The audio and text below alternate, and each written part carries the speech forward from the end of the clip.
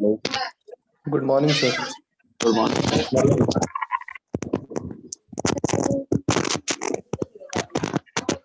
Radhe Radhe sir. Radhe Radhe बेटा.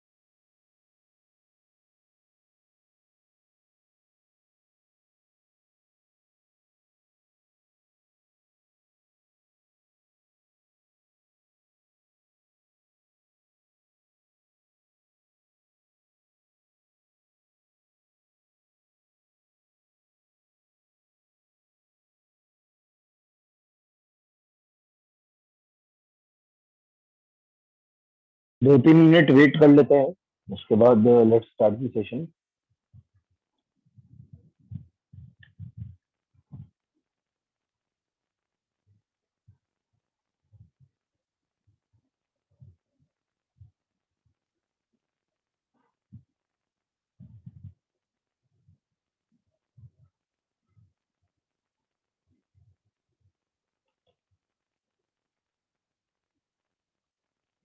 Everyone has to chat on host. Please make sure about that. सभी को chat पे host पे चैट करना है.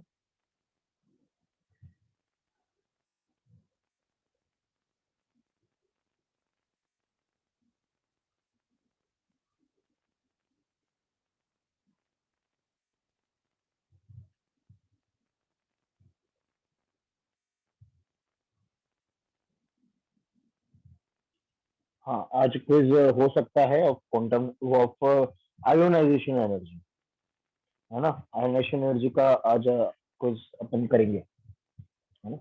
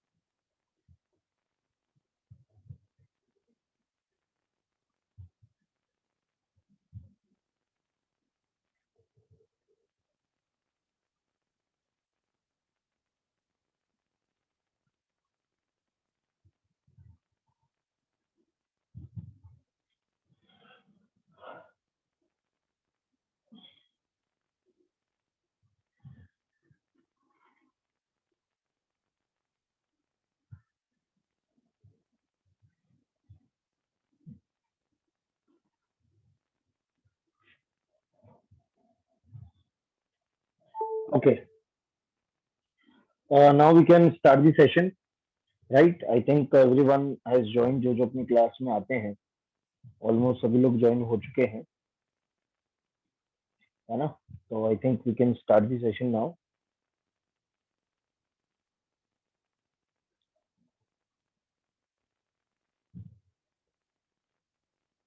सब लोगों को दोनों स्क्रीन दिख रही है?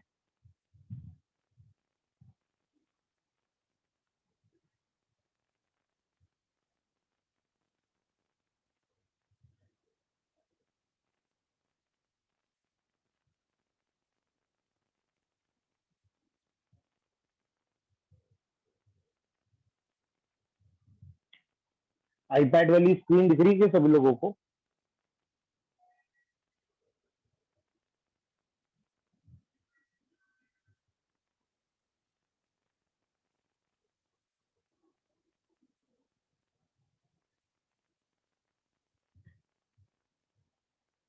ओके,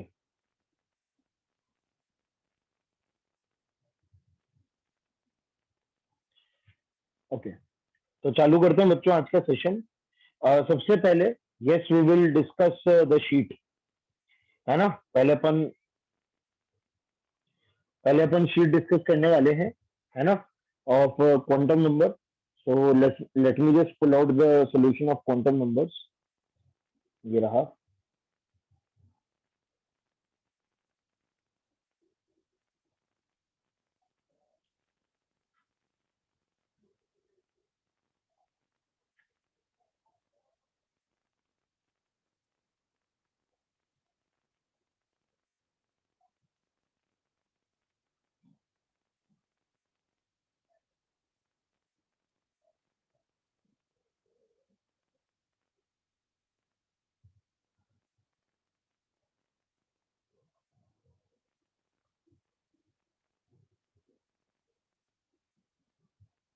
और मैंने आपसे ये बात भी कही थी कि इन केस इफ यू, अगर वो नोडल प्लेन वाले टॉपिक में अगर किसी को इश्यू है तो वो भी मैं समझा दूंगा, है ना?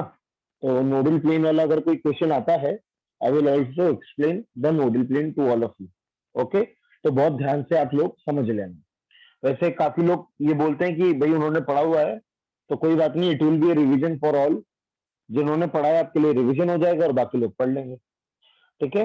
ओके, आइए S1 के, ये एक्सरसाइज S1 है। एक चीज मैं आपको बता दूं, अपने जो आईआईटी की जितनी भी आपको शीट्स मिलेगी, और स्पेशली केमिस्ट्री के अंदर जो भी आईआईटी की शीट्स मिलेगी, उसके अंदर S1 एक्सरसाइज में you will get the one of the most good question. S1 exercise में आपको अच्छे लेवल के क्वेश्चंस मिलेंगे। ठीक है? तो आइए चालू करते हैं।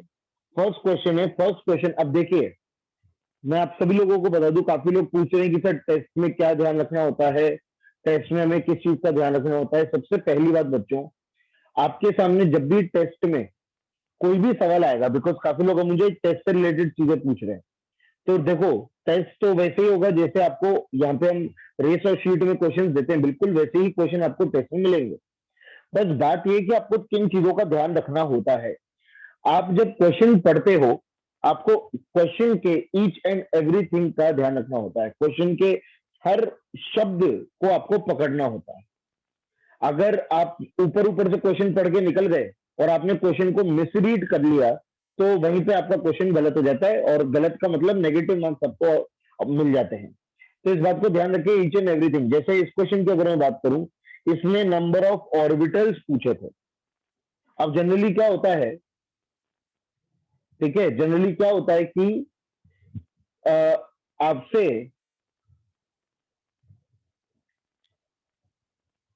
नंबर ऑफ इलेक्ट्रॉन्स पूछे जाते हैं। ठीक है? काफी लोग अभी भी कोहोस्ट पे चैट कर रहे हैं। मैं फिर से कहूंगा, प्लीज उसके अंदर होस्ट सेलेक्ट करो और उस पर चैट करो, को होस्ट पे मत करो। मुदित अग्रवाल, आकाश दीक्षित और युवराज शेखर, आप लोगों ने को होस्ट पे चैट करा है, मैं नहीं देख पाऊंगा। होस्ट पे चैट करो। ओके,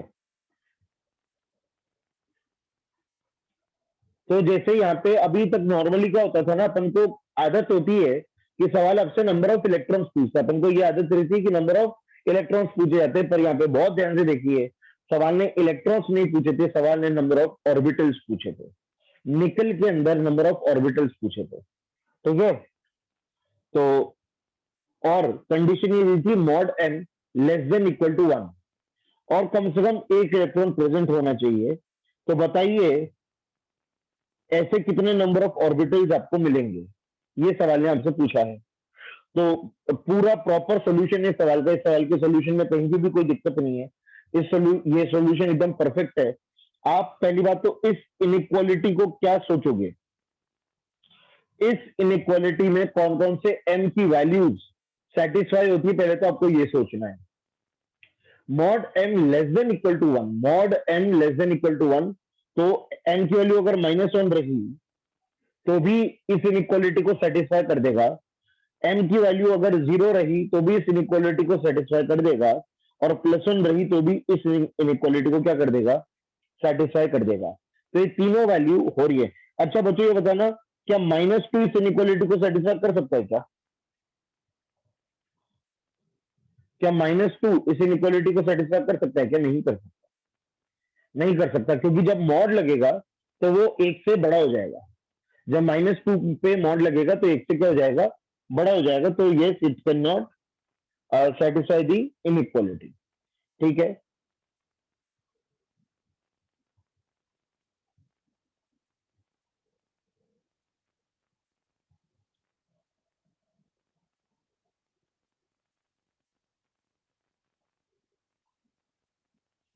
अब क्या पूछा था सवाल ने कि वो टोटल नंबर ऑफ ऑर्बिटल्स बताइए जिसमें ये 3m हो, और मतलब ये 3m में से कोई एक m हो और कम से कम एक इलेक्ट्रॉन होना चाहिए। तो बस आपने पूरे निकल के कॉन्फ़िगरेशन पे सब कुछ लिख दिया, ठीक है, और उसके हिसाब से हो गया, है ना। आपने क्या किया, सभी के हिसाब से कर दिया तो ऐड हो गया।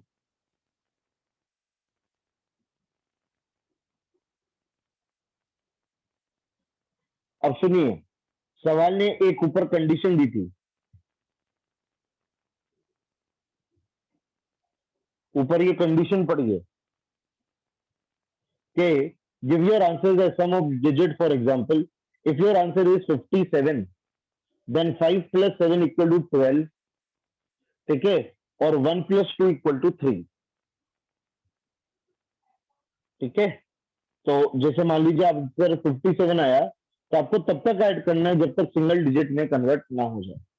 तो बस ये था। तो अगर आपका आंसर 13 आया था तो आपको क्या करना था, 1 plus 3 equal to 4, 1 plus 3 equal to 4 आपको ये करना है ना। तो ये है, ओके। नेक्स्ट अगर अपन बात करें सेकंड क्वेश्चन की, सेकंड मैं S1 के तो लगभग सारे क्वेश्चन के बारे में आपको बताना चाहूंगा क्योंकि S1 एक्सरसाइज बहुत अच्छी एक्सरसाइज होती है। तो मैं S1 के तो लगभग सारे क्वेश्चन आपके साथ डिस्कस करने को तैयार हूं, ठीक है। तो ये आप देखते चले क्वेश्चन। क्रोमियम के अंदर मिनिमम बोला, यहाँ पे बहुत इंपॉर्टेंट बात थी कि सवाल ने मिनिमम बोला, ठीक है।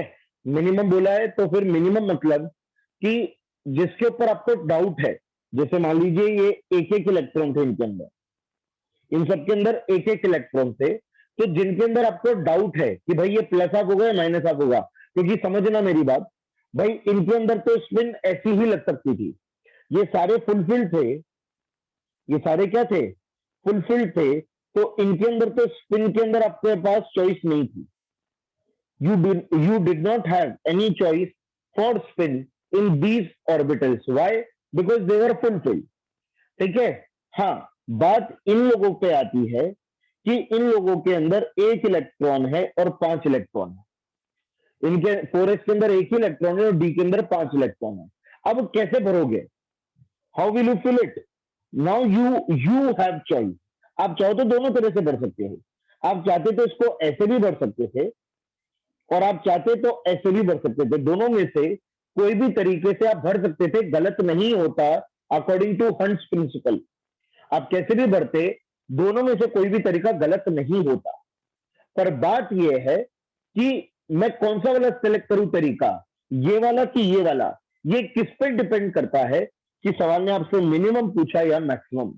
आप ही बताइए, सवाल ने आपसे मिनिमम पूछा या मैक्सिमम? सवाल ने मिनिमम पूछा है, तो मेरे को जिस पे डाउट है मेरे को जिस पे डाउट है मैं वो केस नहीं लूंगा, तो मैं इन लोगों को माइनस हाफ नहीं मानूंगा, क्योंकि मुझे मिनिमम चाहिए, मुझे मिनिमम माइनस हाफ वाले चाहिए। तो मुझे जिनकी स्पिन पे डाउट है ना, मैं उनको कंसिडर नहीं करूंगा। I will not consider these 6 electrons. I will not consider them. I will only consider these 100% sure minus half electron. Jin electron से मुझे 100% श्योर है कि वो माइनस हाफ होंगे ही होंगे, मैं सिर्फ उन्हीं को सिलेक्ट करूंगा।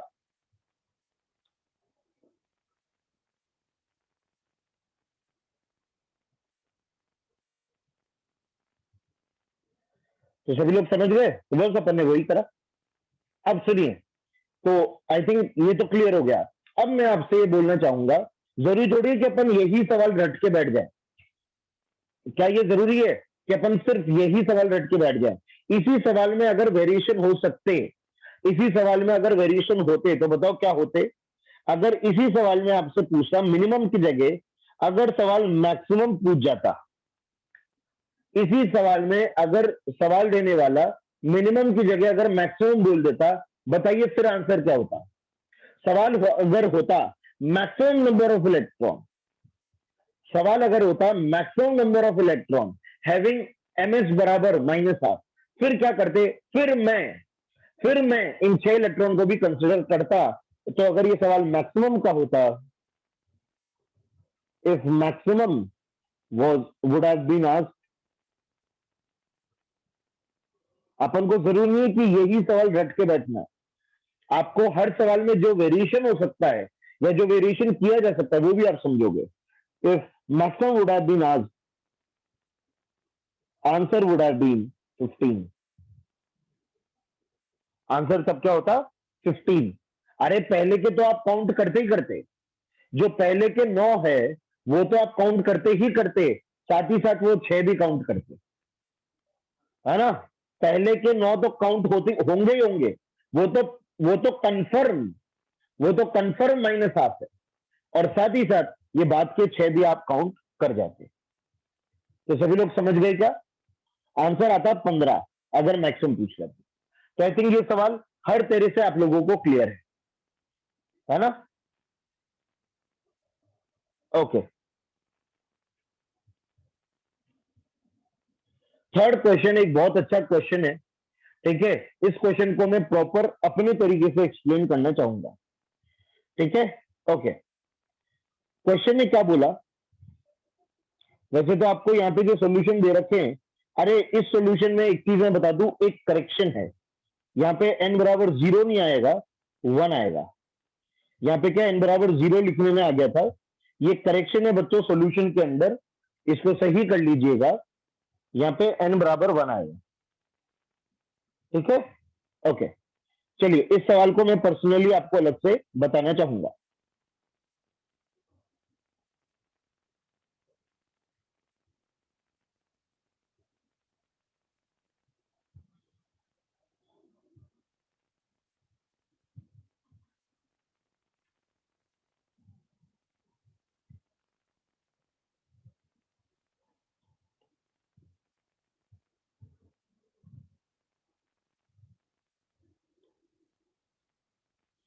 अब सुनिए,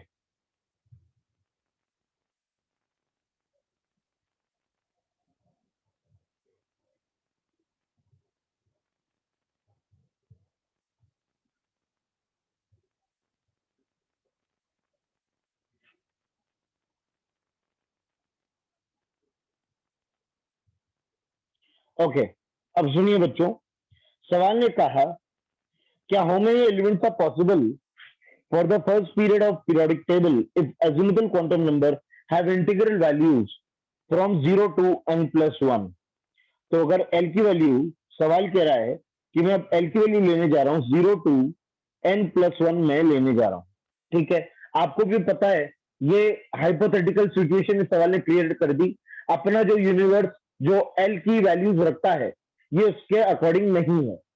तो पहली बात तो बच्चों, एक चीज अब आप लोगों को पता नहीं सर ने बताई या नहीं बताई, जो सर जिन भी सर से आप पढ़े हैं, चाहे ऑफलाइन चाहे ऑनलाइन, जिन्होंने जिनसे भी आप पढ़े, एक बात हमेशा याद रखना बच्चों, जैसे ही कोई भी क्वांटम नंबर का अगर फॉर्मूला, कोई भी क्वांटम नंबर का फॉर्मूला अगर सवाल देने वाला चेंज कर देता है, कोई भी क्वांटम नंबर का फॉर्मूला, चाहे वो एल का फॉर्मूला हो, एम का फॉर्मूला हो, या एस के नंबर्स हो, या एस की वैल्यूज हो, अगर सवाल चेंज कर देता है तो आप जितने भी फॉर्मूलेज जानते हैं, जितने भी फॉर्मूलेज आपको पढ़ाए गए हैं, जैसे n square number of orbitals निकालने का formula N square, 2n square, 2 × 2n+1, ये वाले फॉर्मूले है ना। अच्छा, पीरियड में एलिमेंट निकालने का फॉर्मूला मैंने आपको एक बता रखा था, अभी बताया था कुछ दिन पहले, p+1/2 का होल स्क्वायर, p+2/2 का होल स्क्वायर। ये सारे फॉर्मूलेज आपको मैंने बताए थे, याद करिए, ये मैंने आपको बताया था।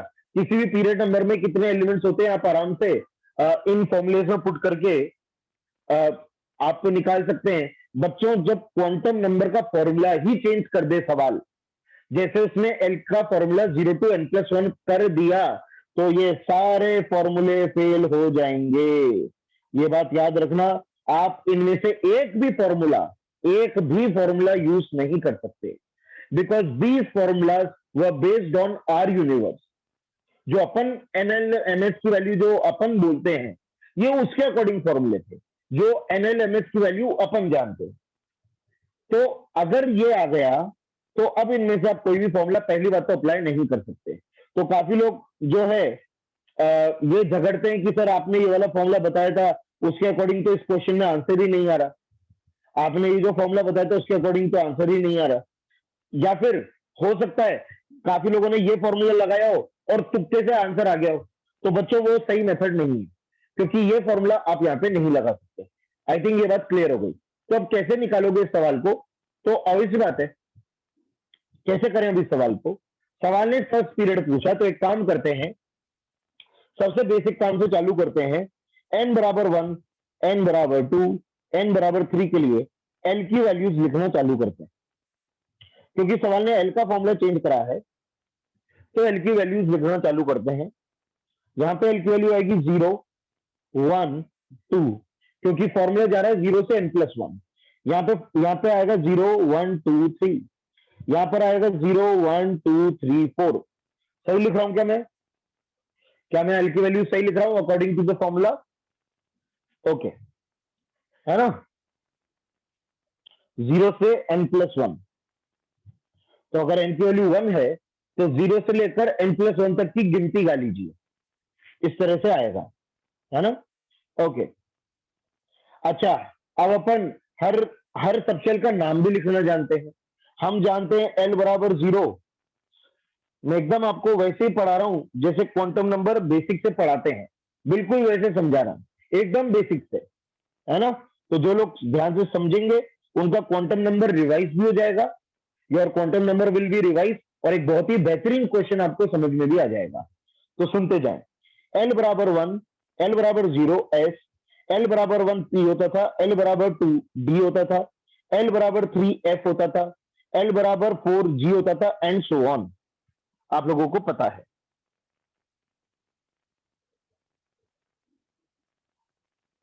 है ना। तो ये रहेगा।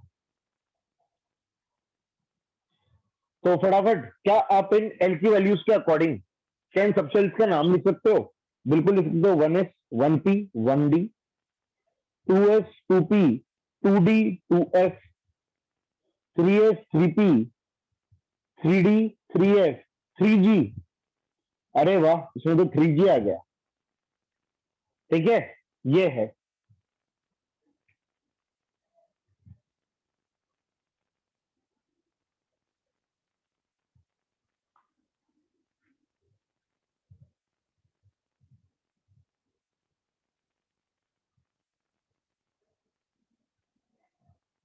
ओके,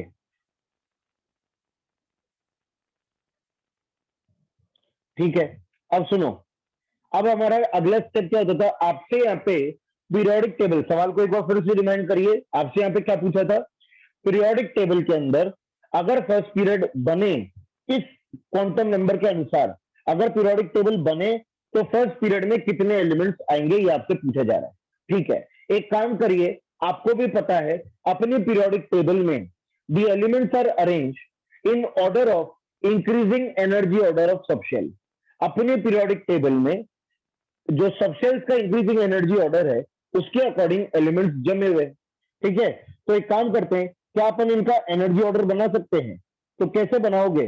वही तरीका, n प्लस एल सभी का निकाल लीजिए, सभी का n प्लस एल निकाल लीजिए, तो आपका आंसर आ जाएगा। बताइए आंसर क्या आएगा?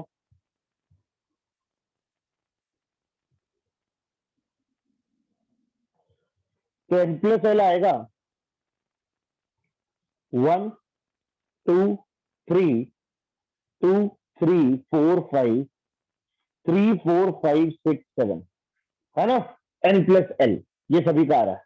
ओके, अब इंक्रीजिंग एनर्जी ऑर्डर वाइज अगर अपन इसको अरेंज करें, एनर्जी ऑर्डर, और आपको मैंने तरीका बता रखा है कैसे अरेंज होता है। तो सबसे कम एनर्जी 1s की, उससे ज्यादा एनर्जी अब 1p और 2s में से रहेगी। तो 1p और 2s में से और कम एनर्जी किसकी होगी? जिसका n कम, हम जानते हैं जिसका n कम उसकी एनर्जी कम, जिसका n कम उसकी एनर्जी कम। तो फिर 1p और फिर आता है 2s। ठीक है, अब उसके बाद क्या आता है? अब 2 खत्म हो गए, अब 2 खत्म हो गए तो अब आती है बात 3 की। तो 1d, फिर उसके बाद आता है 2p, फिर उसके बाद आता है 3s, इस तरह से। ठीक है, इस तरह से आपको देखने को मिलेगा। हाँ, और चाहो तो जो सर ने यहाँ पे आपको ऐसे डायग्राम बना के दिया हुआ है, ये जो डायग्राम बना के दिया हुआ है आप ऐसे भी कर सकते हो, है ना? ऐसे भी कर सकते हो। पर मुझे ऐसा लगता है कि इस मेथड में थोड़ी सी काफी लोगों के पास गलती करने की चांसेस रहते हैं, तो काफी लोग इसमें गलती कर सकते हैं, इसलिए मैं ऑथेंटिक मेथड इससे ही बनाता हूं। तो ये देखिए, अब बच्चों आपका लगभग आंसर आ गया है। अब सुनिएगा मेरी बात बहुत ध्यान से। आपकी जो पीरियोडिक टेबल है, अभी जो पीरियोडिक टेबल है, अगर आपने उसको ध्यान से देखा हो, आपकी जो करंट पीरियोडिक टेबल है,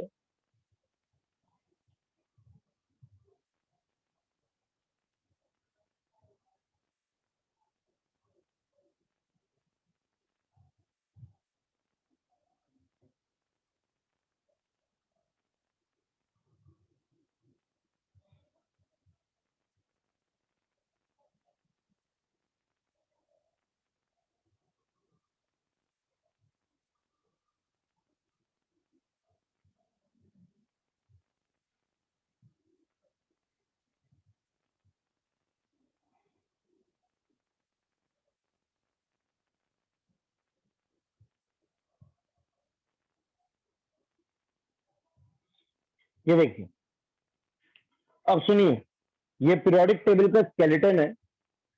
ठीक है, जो पीरियोडिक टेबल आपकी है बच्चों, इसका स्केलेटन है। अब देखिएगा आप बहुत ध्यान से। देखो बच्चों, आपको पता है अपने first period, second period, third period, fourth period, fifth period, six period, seventh period, बहुत अच्छी बात बता रहा हूं, सभी लोग बहुत ध्यान से सुनना। जब मैं क्वांटम नंबर, जब मैं पर्सनली पढ़ाता हूं तो मैं इसी अकॉर्डिंग पढ़ाता हूं, इसलिए वो तरीका मैं आप लोगों को भी देना चाह रहा हूं। सभी लोग बहुत ध्यान से सुनना बच्चों।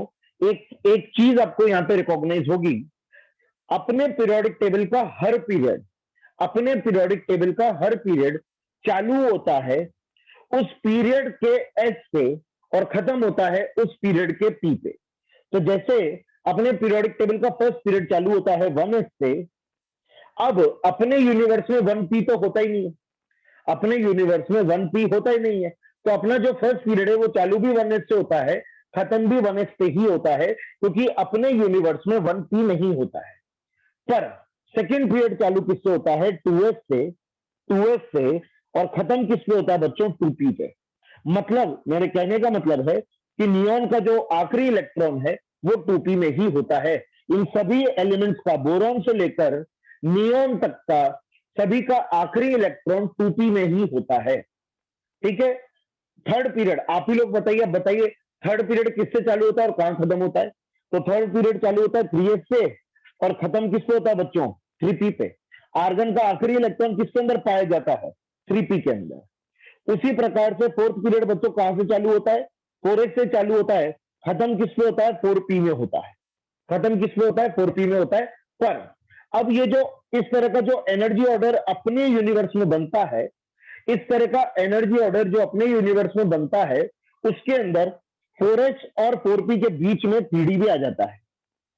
अपने यूनिवर्स में जो एनर्जी ऑर्डर बनता है उसमें 4h और 4p के बीच में 3d भी आ जाता है, तो उस वजह से 3d फोर्थ पीरियड में इंक्लूड हो जाता है। उस वजह से 3d किसमें इंक्लूड हो जाता है? फोर्थ पीरियड में इंक्लूड हो जाता है, क्योंकि उसकी एनर्जी 4h और 4p के बीच में होती है। पर हाँ, हर पीरियड चालू होता है हर पीरियड चालू होता है उस पीरियड नंबर के एस से और खत्म होता है उस पीरियड नंबर के पी पे। ये बात आखिर तक चलेगी। फटाफट बताइए, फिफ्थ पीरियड कहां से चालू होता होगा? 5s से, ठीक है। 5s से चालू होता है और खत्म किस पे होता है? 5p पे। और बीच में किसकी एनर्जी पड़ जाती है? 4d की। 5s और 5p के बीच में किसकी एनर्जी आ जाती है? 4d की एनर्जी आ जाती है। उस चक्कर में 4d फिफ्थ पीरियड में इन्वॉल्व हो जाता है।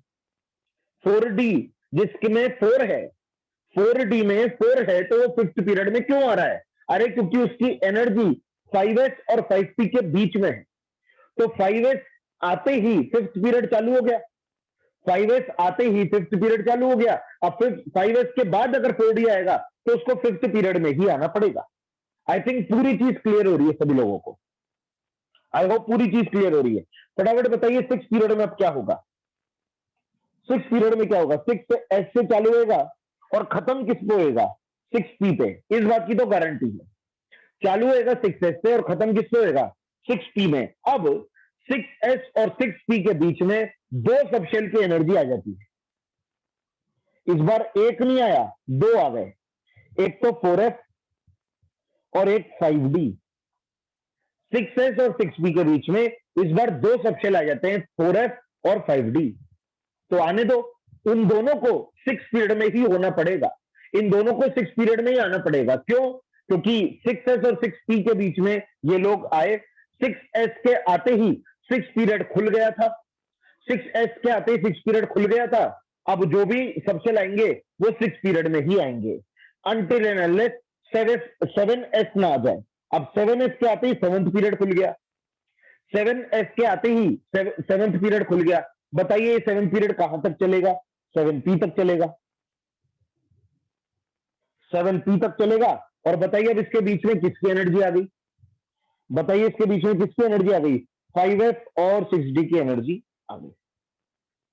7s और 7p के बीच में किसकी एनर्जी आ गई? 5s और 6d की एनर्जी आ गई। तो उनको सेवंथ पीरियड में आना पड़ेगा। और बस यही तो आपकी पूरी पीरियोडिक टेबल है। यहीं तक तो आपके सारे 118 एलिमेंट है। पूरी पीरियोडिक टेबल मैंने आपको बता दी। तो सभी लोग समझ गए कि इस तरीके को आप इस तरीके से भी अपनी पीरियोडिक टेबल याद कर सकते हैं। You can remember your periodic table through this method as well. ठीक है, ओके। अब सुनिए, अब मैं मेन क्वेश्चन के ऊपर आता हूं। जो अपना क्वेश्चन था अब मैं उसके ऊपर आ रहा हूं। बच्चों, अभी जो हाइपोथेटिकल क्वेश्चन था, ये जो हाइपोथेटिकल क्वेश्चन था और हाइपोथेटिकल क्वेश्चन के तहत ये जो एनर्जी आ रही थी, क्या आप यहाँ पे बिल्कुल अपने यूनिवर्स के मेथड से क्या आप यहाँ पे पीरियड बांट सकते हो? क्या आपके सामने जो भी एनर्जी ऑर्डर है, क्या उसके अकॉर्डिंग आप पीरियड बांट सकते हो क्या? थोड़ा सा और इसको मैं आगे एक्सटेंड कर लेता हूं। जैसे 3s के बाद आएगा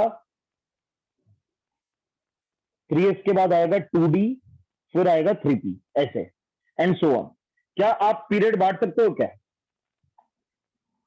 बिल्कुल बांट सकते हो। अगर मैं ये एनर्जी ऑर्डर लिखूं 1h 1p 2h 1d 2p 3h 2d 3p, इस तरह से ये एनर्जी ऑर्डर है।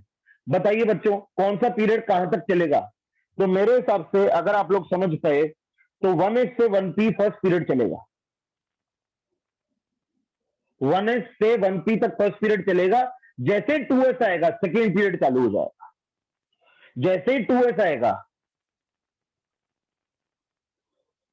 तो 2s आ जाएगा। अब 2s के आते ही सेकेंड पीरियड चालू हो जाएगा, जो कि चलेगा 2p तक। 2s से चालू होएगा तो 2p तक चलेगा, क्योंकि 2p के बाद 3s आ रहा है, 3s के बाद तो थर्ड पीरियड आ जाएगा। तो ये आपका हो जाएगा सेकेंड पीरियड। और फिर ये यहां तक चलेगा क्योंकि इसके बाद 4s आएगा, तो ये आ जाएगा आपका third period and so on. सभी लोगों को समझ में आया क्या? ये अपन ने एनर्जी ऑर्डर लिख लिया था, ये देखिए आपको इस तरह से मिल रहा है बस। अब आपको अब मैं ये कहूंगा, मैंने इतनी डिटेल में क्यों बताया, क्योंकि अभी तो इस क्वेश्चन में मैंने इतना डिटेल में क्यों बताया, उसके पीछे एक कारण है। अभी तो इस क्वेश्चन में सवाल ने सिर्फ 1D का पूछा था, ये वन फर्स्ट पीरियड का पूछा था। इस सवाल में तो सवाल ने, इस क्वेश्चन में सवाल ने सिर्फ फर्स्ट पीरियड का पूछा था। हो अगर अच्छा सवाल बनाना होगा, सवाल आपसे सेकंड पीरियड का भी पूछ सकता है कि भाई यही L equal to 0 to n+1 है, L की वैल्यू 0 टू n+1 है। फर्स्ट पीरियड नहीं, मेरे को सेकंड पीरियड के टोटल एलिमेंट्स बताइए, सेकंड पीरियड के टोटल एलिमेंट्स बताइए। तो बताइए, आप लोग बताइए कितने एलिमेंट्स आ जाएंगे। अभी फर्स्ट पीरियड के तो आपको पता चल ही गए। फर्स्ट पीरियड में S में कितने इलेक्ट्रॉन्स हो सकते हैं, 2, और P में कितने इलेक्ट्रॉन हो सकते हैं, 6। तो अभी तो आंसर 8 मिल गया। पर सवाल अगर आपसे सेकंड पीरियड का पूछता, बताइए फिर आंसर क्या होता। तो 2 + 10 + 6, 2 + 10 + 6, 18 एलिमेंट्स आंसर होता बच्चों। अगर सवाल सेकंड पीरियड पूछ जाता तो 18 एलिमेंट्स आंसर होगा।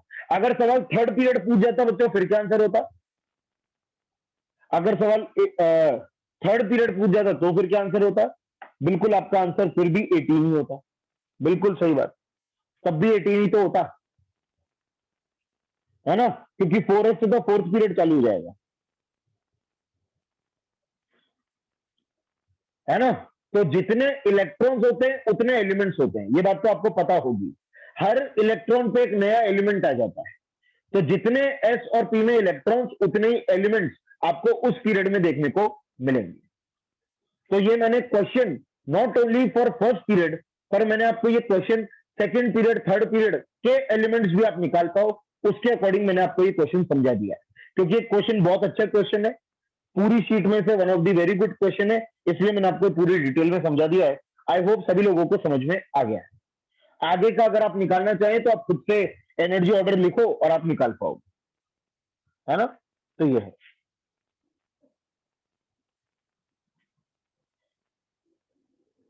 आगे बढ़ते हैं, ये क्वेश्चन आई थिंक सभी को क्लियर है। आगे बढ़ते हैं, फोर्थ क्वेश्चन।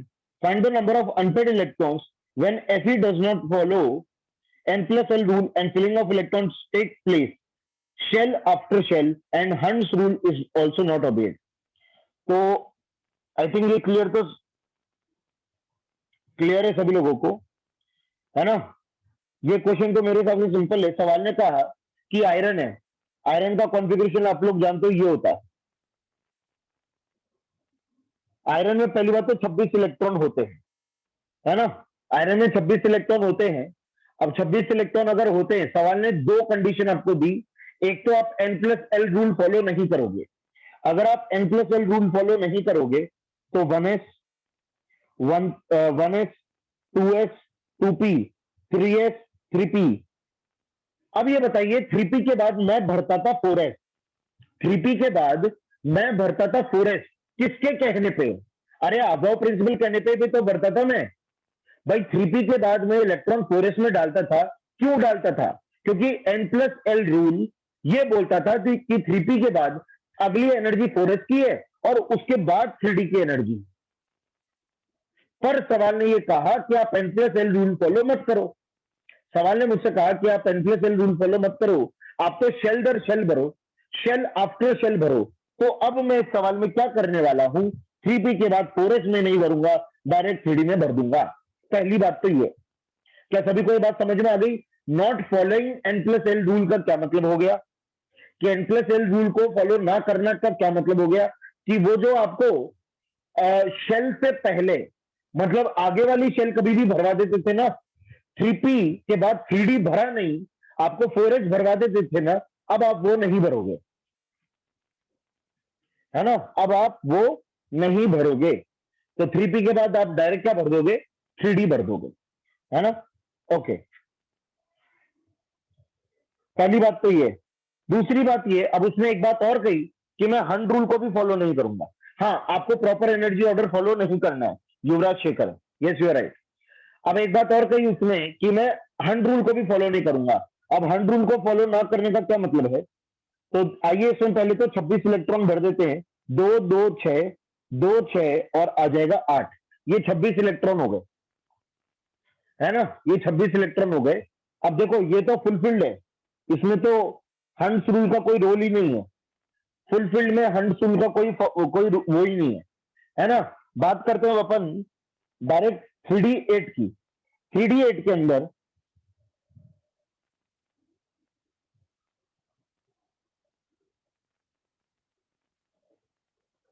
अगर मैं ऐसे भरता हूं तो मैं हंस रूल को फॉलो करता हूं। मैं 8 इलेक्ट्रॉन हमेशा ऐसे भरते आया हूं। क्यों भरते आया हूं? क्योंकि हंस रूल ने मुझसे कहा था कि पहले हर ऑर्बिटल में एक एक इलेक्ट्रॉन जाएगा, उसके बाद पेयरिंग होगी। ये मुझे हंस रूल ने कहा था, पर अभी मुझे यहाँ पे हंस रूल फॉलो नहीं करना। तो नहीं करना तो क्या करूं? ये लो, मैं ऐसा कर दूंगा, मैं इलेक्ट्रॉन ऐसे भर दूंगा, सारे ऑर्बिटल में एक एक भरा नहीं, उससे पहले पेयरिंग कर दूंगा। This will be the violation of हंस रूल। तो बस ये वाली बात होगी। तो एक भी आपके पास यहाँ पे अनपेड इलेक्ट्रॉन नहीं है, नो अनपेड इलेक्ट्रॉन। सवाल ने पूछा था कि कितने अनपेड इलेक्ट्रॉन होंगे, एक भी अनपेड इलेक्ट्रॉन यहाँ पे नहीं होगा, ये था क्वेश्चन। तो इसका आंसर आ जाएगा 0। फिफ्थ क्वेश्चन तो मेरे हिसाब से आसान था, इसमें ज्यादा टाइम देने की जरूरत है नहीं। फिफ्थ क्वेश्चन ने बोला कि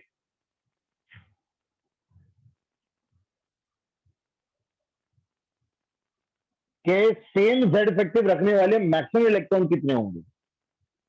सेम जेड इफेक्टिव रखने वाले मैक्सिमम इलेक्ट्रॉन कितने होंगे? तो भाई आप लोगों को भी पता है, अगर ये 6 इलेक्ट्रॉन है, ये 8 इलेक्ट्रॉन है और ये 2 इलेक्ट्रॉन है, आप जब भी जेड इफेक्टिव निकालते हो टेस्ट इलेक्ट्रॉन लेते हो। सब लोगों को पता होगा, we take test electron for calculating Z effective. बात यहां पर यह है कि इन 6 में से आप किसी भी इलेक्ट्रॉन को टेस्ट इलेक्ट्रॉन लेते हो, सभी के लिए सिग्मा सेम आता है। आप इन 6 में से किसी के लिए भी टेस्ट इलेक्ट्रॉन लोगे और क्या आएगा सिग्मा, ये आप वैल्यू निकाल भी सकते हो। सिग्मा कितना आएगा? इन 6 में से किसी को भी टेस्ट इलेक्ट्रॉन लोगे, क्या सिग्मा आएगा? 5 इंटू 0.35। सभी लोगों को स्लेटर्स रूल आता है, सभी लोगों को स्लेटर्स रूल पढ़ाया गया है। तो ये इनके लिए सिग्मा आएगा, ये इनके लिए क्या आएगा? सिग्मा आएगा। बताइए इसके लिए क्या सिग्मा आएगा? इसके लिए सिग्मा आएगा 7 इंटू 0.35 प्लस 2 इंटू 0.85, ये इसके लिए सिग्मा आएगा। अच्छा, ये जो सिग्मा मैं लिख रहा हूं ये पूरे 6 इलेक्ट्रॉन्स के लिए है। ये वाला जो सिग्मा मैंने लिखा ये पूरे 8 इलेक्ट्रॉन के लिए, ये जो सिग्मा लिखा पूरे 6 इलेक्ट्रॉन के लिए, है ना। और सिमिलरली इसके लिए जो सिग्मा आएगा, एक तरह से रिवीजन भी करवा रहा हूं मैं आपका, 0.30 आएगा, 1 इंटू 0.30 आएगा, ये भी दोनों के लिए। तो सवाल ये उठ रहा है कि मैक्सिमम, सवाल ने आपसे जेड इफेक्टिव की वैल्यू नहीं पूछी थी, सवाल ने आपसे जेड इफेक्टिव की वैल्यू नहीं पूछी थी, सवाल ने आपसे पूछा था कि सेम जेड इफेक्टिव रखने वाले मैक्सिमम कितने इलेक्ट्रॉन्स हैं। तो सेम सिग्मा रखने वाले मैक्सिमम कितने इलेक्ट्रॉन्स मिल रहे हैं? 8। सिंपली इसका आंसर 8 आएगा।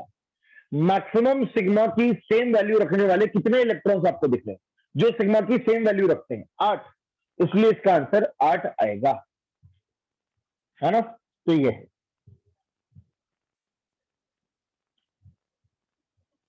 सिक्स क्वेश्चन तो ट्रिक क्वेश्चन था, इट्स अ ट्रिक क्वेश्चन, है ना। इसमें काफी लोग फंसे होंगे, है ना।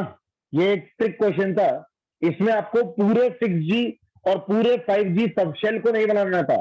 काफी लोग क्या कर रहे थे, पूरा G सबशेल बना के उसमें अनपेड इलेक्ट्रॉन ढूंढ रहे थे।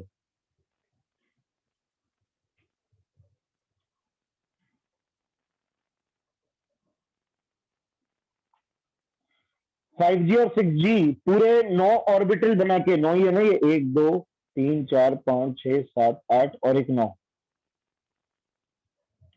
पूरे 9 ऑर्बिटल बना के इसमें अनपेड इलेक्ट्रॉन कर रहे थे, पर नहीं, सवाल ने बहुत ध्यान से देखो, ऑर्बिटल बोला, ऑर्बिटल, ये तो सबशेल है, ये तो सबशेल है, ऑर्बिटल ये होता है। और ऑर्बिटल चाहे किसी का भी हो, यहाँ पे 5G और 6G से तो मतलब ही नहीं है।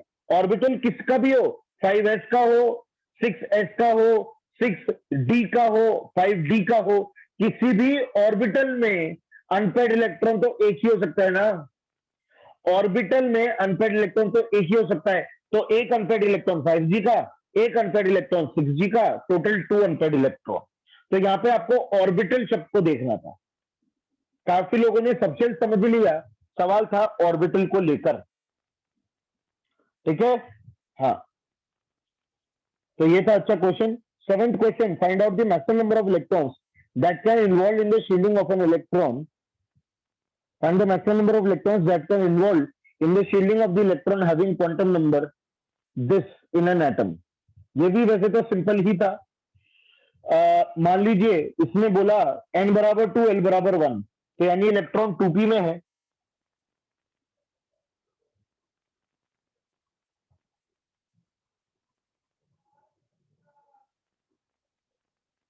पार्थ मिश्रा, स्लेटर्स रूल के लिए ग्रुपिंग कैसे करते हैं एक्सप्लेन कर दीजिए। बेटा ये तो आपको पढ़ाया है, मैं पूरा कैसे जेड से पढ़ा सकता हूँ। सिंपल जो फॉर स्लेटर्स रूल ग्रुपिंग बेटा ऐसे करते हैं, 1s 2s 2p 3s 3p 3d 4s 4p and so on. ये ऐसे ग्रुपिंग होती है बेटा। स्लेटर्स रूल में ग्रुपिंग ऐसे करते हैं। ठीक है, ओके। मैं क्या कहा था कि मैक्सिमम कितने लोग इसकी शील्डिंग कर सकते हैं, वो इलेक्ट्रॉन जो कि 2p में है। अच्छा 2p में ही आपको कैसे पता चल रहा है, क्योंकि इसमें n बराबर 2 l बराबर 1 दिया है, तो इसका मतलब वो इलेक्ट्रॉन 2p में है ना।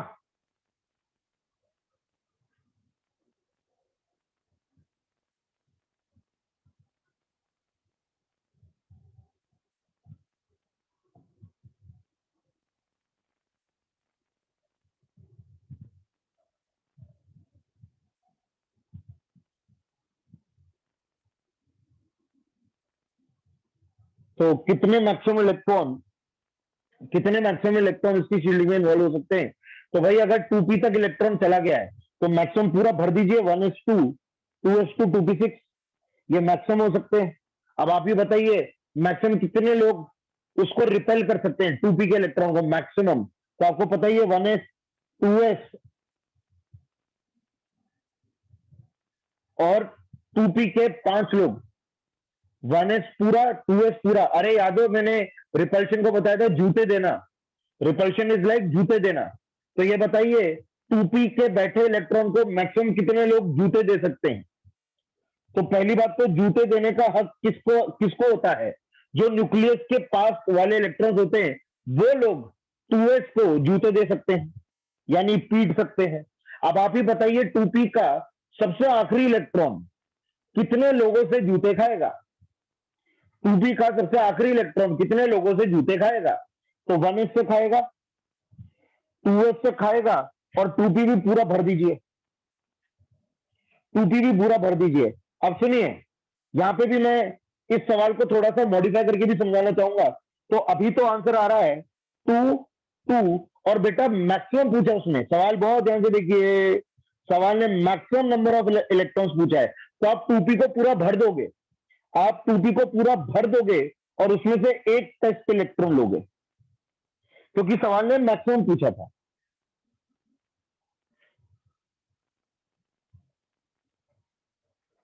है ना। अब सुनिए यही सवाल अगर मिनिमम का होता फिर आंसर बताइए, अगर यही सवाल मिनिमम का होता फिर आंसर बताइए बच्चों। यही क्वेश्चन अगर मिनिमम का होता, आंसर बताइए। बहुत बढ़िया, बहुत शानदार, काफी लोग मैक्सिमम लोग सही आंसर दे रहे हैं, बहुत बढ़िया। 4 आंसर आता, बिल्कुल सही 4 आंसर आता, क्योंकि 1s2 2s2 और फिर आप 2p में एक ही इलेक्ट्रॉन लेते, एक टेस्ट इलेक्ट्रॉन, फिर आप 2p में एक ही इलेक्ट्रॉन लेते, एक टेस्ट इलेक्ट्रॉन। तो फिर मिनिमम के केस में आंसर वुड हैव बीन 4, और मैक्सिमम के केस में आंसर विल बी 2 + 2 + 5 9। सभी को ये क्वेश्चन 100% क्लियर हो गया होगा, सभी को ये क्वेश्चन दोनों तरह से क्लियर हो गया होगा, मैक्सिमम भी और मिनिमम भी, राइट। ओके,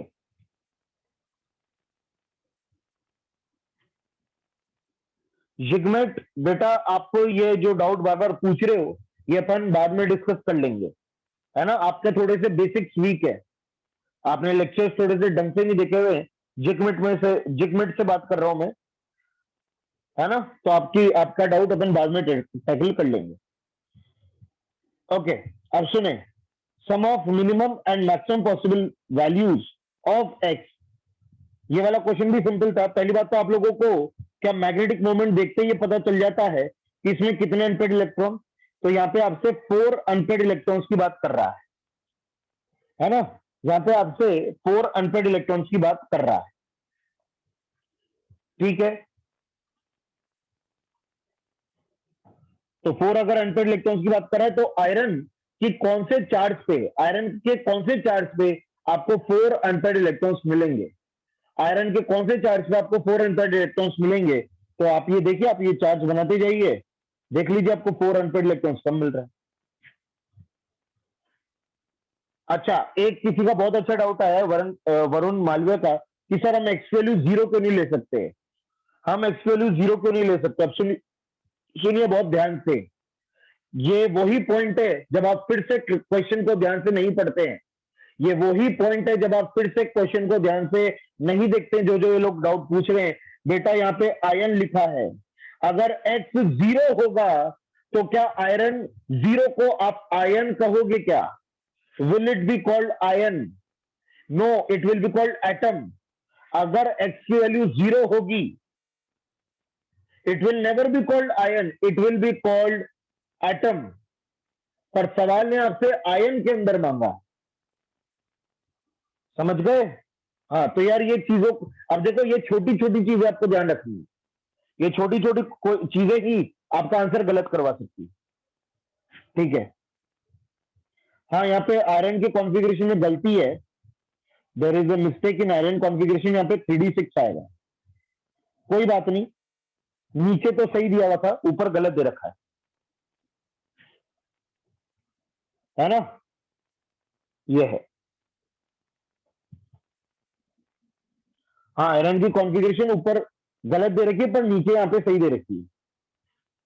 ओके, अंजलि कुमारी बेटा आप एक बार 5 और 6 लेकर देखो, आपको फिर कभी 4 अनपेड इलेक्ट्रॉन नहीं मिलेगा। आप खुद लेकर देखें, है ना। ओके, तो ये थी आपकी complete exercise S1। Complete exercise S1 यहां पे आपकी कंप्लीट होती है, ठीक है।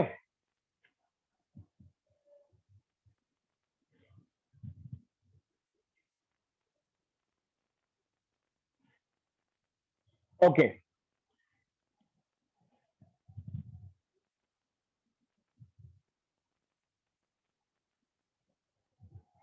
S2 के अंदर आई थिंक पहला क्वेश्चन तो बहुत इजी था, this was an easy question. ये तो हो गया होगा, ये पैराग्राफ में मेरे हिसाब से तो कोई दिक्कत होती नहीं है। हाँ जी, अब मैं आता हूं ये नोडल प्लेन वाले सवाल पे। मैं इसी सवाल का वेट कर रहा था ताकि आपको कुछ मैं नोडल प्लेन के बारे में बता सकूं, ठीक है। सुनिएगा, इस क्वेश्चन के ऊपर मैं बाद में आऊंगा, पहले अपन थोड़ा बहुत नोडल प्लेन रिवाइज कर लेते हैं, है ना। जेई एडवांस का क्वेश्चन नंबर 3 भी मुझे ध्यान है, मुझे बताना है। हो सकता है आज नहीं तो अगले लेक्चर में बता दूं, पर टेस्ट से पहले मैं आपको सारी पूरी शीट ढंग से, आराम से, धीरे धीरे मैं आपको पूरी शीट डिस्कस करवा दूंगा। Don't worry about that. JEE advance का मैं सवाल बताऊंगा, है ना। ओके, अब सुने, व्हाट इज नोडल प्लेन।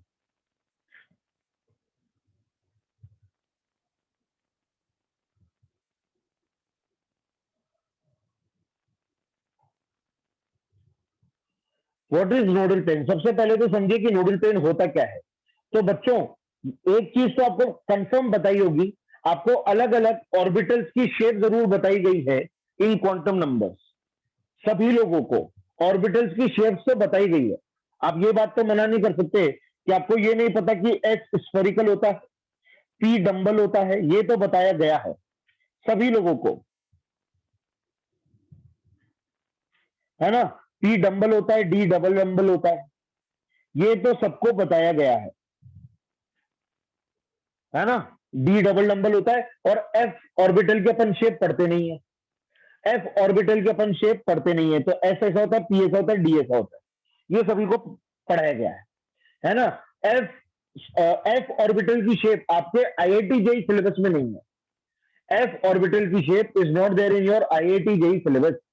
हाँ, पर हमने शीट के अंदर आपको जरूर उसकी शेप बना बना के दे रखी है, पर वो आईआईटी जेई सिलेबस में नहीं है। ओके, अब सुने, व्हाट इज नोडल प्लेन? इन्हीं ऑर्बिटल्स में से गुजरती हुई प्लेन। पहली बात तो प्लेन होती क्या है? Plane is like 2D sheet. Plane is like 2D sheet. आपका पेज, जो अभी कॉपी का पेज अगर आप किसी पे नोट कर रहे हो, तो योर कॉपी का page is a plane. White board, any surface is a plane. Plane is actually two dimensional sheet, उसको हम प्लेन बोलते हैं। तो अगर कोई टू डायमेंशनल शीट है, तो पहली बात तो ये समझिए कि to dimensional sheet will always be formed by two axis. कोई भी टू डायमेंशनल शीट जो है, दो एक्सिस की मदद से बनती है, उसमें दो एक्सिस चाहिए होती है। Any plane will consist of two axis, not three axis, only two axis. क्या ये बात सभी को समझ में आ गया? ठीक है, तो व्हाट इज नोडल प्लेन? इसी प्रकार की एक plane where electron finding probability is zero. The plane where electron finding probability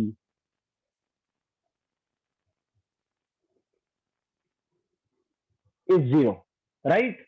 अच्छा, अब एक काम करते हैं, सभी लोग अभी के अभी दो पेन लेकर आइए और मुझे 2 मिनट का समय दीजिए। मैं भी 2 पेन लेकर आ रहा हूं। I need pen in order to explain you each and everything. ठीक है, तो मैं पेन लेकर आ रहा हूं। 2 मिनट वीडियो ऑफ होएगा, वेट फॉर 1 मिनट।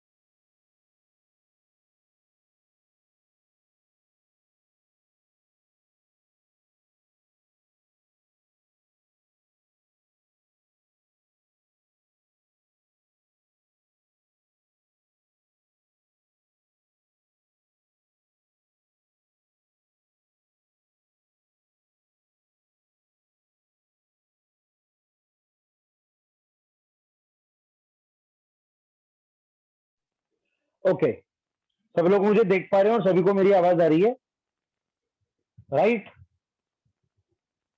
सभी लोग मुझे देख पा रहे हैं, right? Okay,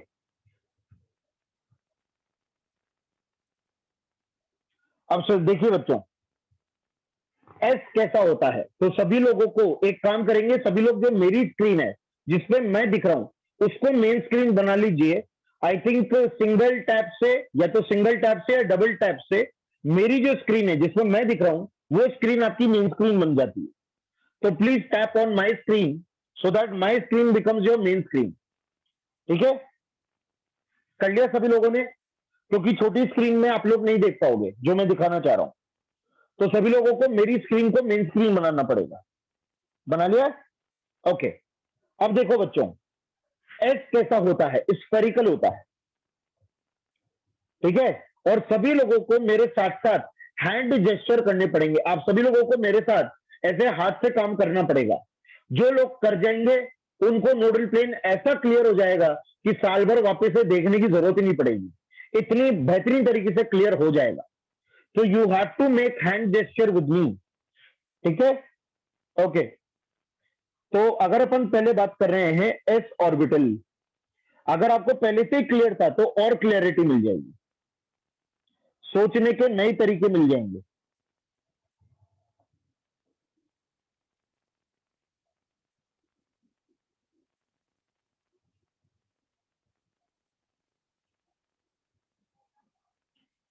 this is S orbital, spherical in shape. पहली बात तो स्फेरिकल और ये स्फेरिकल है सर्कुलर है, कौन बताएगा मुझे?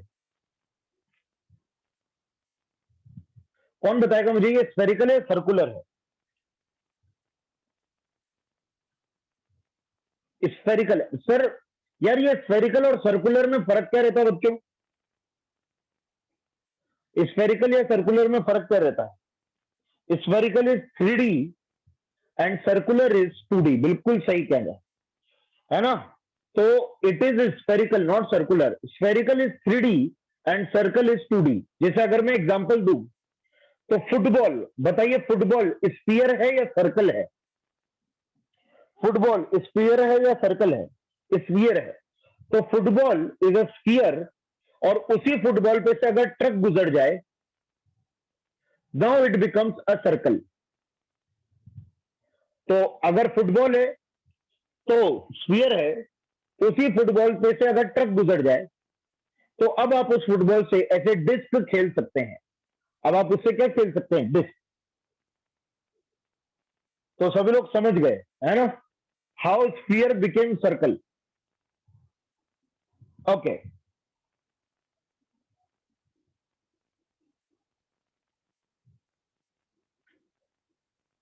तो एस ऑर्बिटल स्फेरिकल है। हाँ जी, अब सभी लोग करिए ऐसे।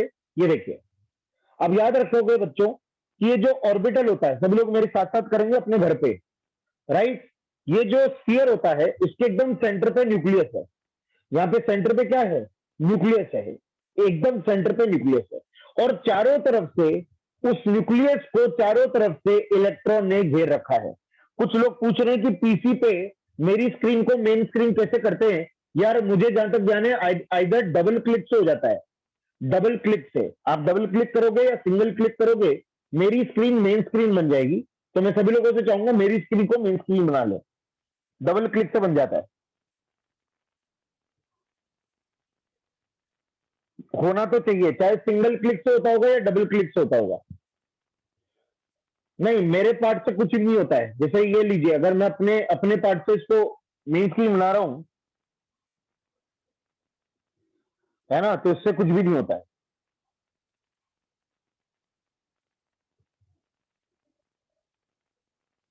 ओके, तो अब सुने, नहीं अपन को दोनों स्क्रीन चाहिए होती है। वी नीड बोथ स्क्रीन, है ना? तो मैं दूसरी स्क्रीन हटा नहीं सकता हूं। नहीं, मैं स्क्रीन शेयरिंग हटा नहीं सकता हूं क्योंकि मुझे दोनों स्क्रीन चाहिए। ओके, अब देखिए बच्चों, ये एस ऑर्बिटल है ना? ये एस ऑर्बिटल है।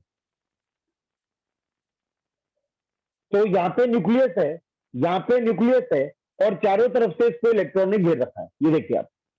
अब आप ही मुझे बताइए, अगर आपको एक ऐसी प्लेन खोजनी है, what is nodal plane? It is a plane where electron finding probability zero, जहां पे इलेक्ट्रॉन ना मिले, है ना?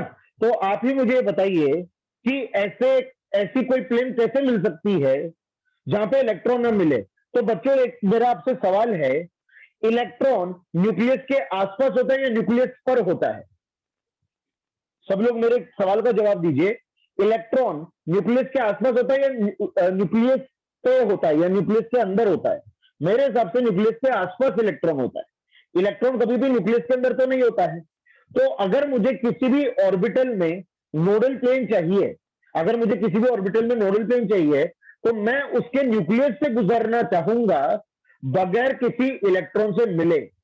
मैं उसके न्यूक्लियस से गुजरना चाहूंगा बगैर किसी इलेक्ट्रॉन से मिले। पर क्या बच्चों, एस ऑर्बिटल में आपको ऐसी संभावना दिख पा रही है? क्या एस ऑर्बिटल में ऐसी कोई प्लेन पॉसिबल है कि मैं न्यूक्लियस से तो गुजर जाऊं पर इलेक्ट्रॉन ना मिले? Not possible. कैसे मैं निकलूंगा, है ना? अच्छा, आप इसको ऐसे भी इमेजिन कर सकते हैं कि मान लीजिए ये आपका एक तरह से फ्रूट टाइप का स्ट्रक्चर है, फ्रूट, और अंदर न्यूक्लियस नाम का बीज है। फ्रूट है और अंदर न्यूक्लियस नाम का बीज है। आपको बीज को काटना है बगैर बार का फ्रूट काटे। आपको बीज को आधा करना है, चाकू से, चाकू के वार से आपको बीज को आधा करना है बगैर फ्रूट काटे। Is it possible? Is it possible? कैसे पॉसिबल है? पॉसिबल ही नहीं है। फ्रूट कटेगा तभी बीज तक पहुंचोगे। तो hence in s orbital there is no nodal plane, zero nodal plane. S orbital में कोई भी नोडल प्लेन पॉसिबल नहीं है। और सभी लोगों को नोडल प्लेन की भी फील आ गई कि नोडल प्लेन होता क्या है। एक ऐसा, आप यूं मान सकते हो, वो प्लेन जो न्यूक्लियस से गुजरे, वो प्लेन जो न्यूक्लियस से गुजरे उसको आप क्या बोलते हो? Nodal plane. यहां तक क्लियर है? ओके, आगे चलते हैं। अब बच्चों, पी सबशेल के अंदर 3 तरह के ऑर्बिटल होते हैं।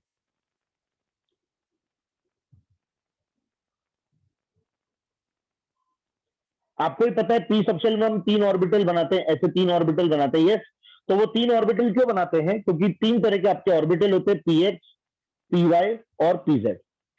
पीएक्स, पीवाई और पीजेड। बच्चों फटाफट बताइए पीएक्स कैसा होगा? इसका नाम पीएक्स क्यों पड़ा? क्योंकि ऑब्वियस बात है, ये इसको बोलते हैं लोब्स। इसको क्या बोलते हैं? लोब्स। इसके दोनों लोब्स एक्स एक्सिस पे लाई करते हैं। इसके दोनों लोब्स किस पे लाई करते हैं? एक्स एक्सिस पे लाई करते हैं। That is why it is called px. ठीक है। उसी तरह से पीवाई को पीवाई क्यों कहा गया? क्योंकि इसके दोनों लोब्स वाई एक्सिस पे लाई करते हैं। ये देखिए आप, वाई एक्सिस पे लाई करते हैं, that is why it is called py. और पीजेड को पीजेड क्यों कहा गया? अब मैं जेड एक्सिस थोड़ी सी 3 डायमेंशनल बनाने की कोशिश कर रहा हूं। आई होप सभी लोग समझ जाओगे। ये जेड एक्सिस है। यहां पे याद रखना, कोई लोब छोटा बड़ा नहीं है। सभी लोग आई थिंक समझ पा रहे हैं कि कोई भी लोब पी जेड के अंदर छोटा बड़ा नहीं है। वो मैंने थोड़ा सा 3 डायमेंशनल बनाने की, बोल सकते हैं, नाकाम कोशिश करी है ना। तो पीजेड के अंदर कोई लोब छोटा बड़ा नहीं है, वो मैंने 3D बनाने की एक कोशिश करी है, जो कि मुझे पूरी तरह से विफल दिख रही है। खैर कोई बात नहीं, कोशिश करना इंसान का काम होता है। ठीक है बच्चों, अब सुनो।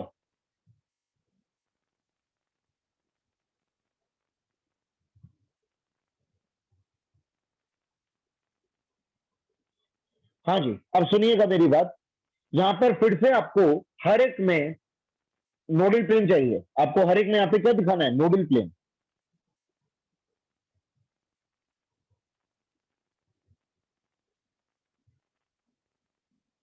ठीक है, ये नोडल प्लेन आपको पता करना है। ठीक है, अब आप ही बताइए। लो, सभी लोग पेन लेंगे, सभी लोग पेन लेंगे, सिंगल पेन। ठीक है, और इस पेन को ऐसे पकड़ लोगे। अब इमेजिन करोगे कि जहां से आपने पकड़ा हुआ इस पेन को, जहां से आपने पकड़ा हुआ इस पेन को, ये न्यूक्लियस है, राइट। और ये एक लोब है और ये दूसरा लोब है। ये ऐसे कर लीजिए, ये देखिए आप, ये एक लोब है और ये दूसरा लोब है। ये देखिए आप। ठीक है, ओके। आप ही अब मुझे बताइए, यहां पे बीच में न्यूक्लियस है, क्या कोई ऐसे चाकू का वार पॉसिबल है? क्या हम इसको ऐसे काट सकते हैं कि न्यूक्लियस से गुजर जाए पर लोब ना कटे? Is there a way that we can cut this structure with knife, कि न्यूक्लियस तो कट जाए पर लोब ना कटे? तो बिल्कुल आपको भी दिख रहा होगा, मुझे भी दिख रहा है। इसको अपन ऐसे काटेंगे। ये देखिए आप, ऐसे काटेंगे, ऐसे। ये देखिए, इसको ऐसे काटोगे तो दोनों लोब भी बच जाएंगे और न्यूक्लियस कट जाएगा। ये देखिए आप। तो yes, nodal plane is possible in px.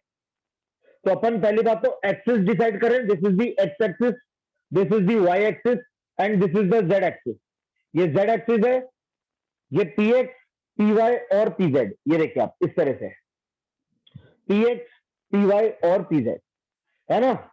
तो पीएक्स ऐसा है, पीएक्स ऐसा है, पीवाई ऐसा है। आई होप सभी लोग मेरे साथ घर पे बैठे बैठे हाथ से ये चीजें कर रहे हैं।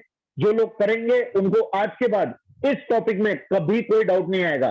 एक चीज और मैं बता दूं बच्चों, कि ये जो मैं आपको ऑर्बिटल्स की शेप बता रहा हूं, ये अभी नेक्स्ट चैप्टर जो आपका है chemical bonding, after periodic table periodic properties जो नेक्स्ट चैप्टर केमिकल बॉन्डिंग, उसके अंदर ये शेप्स प्योरली यूज आने वाले हैं।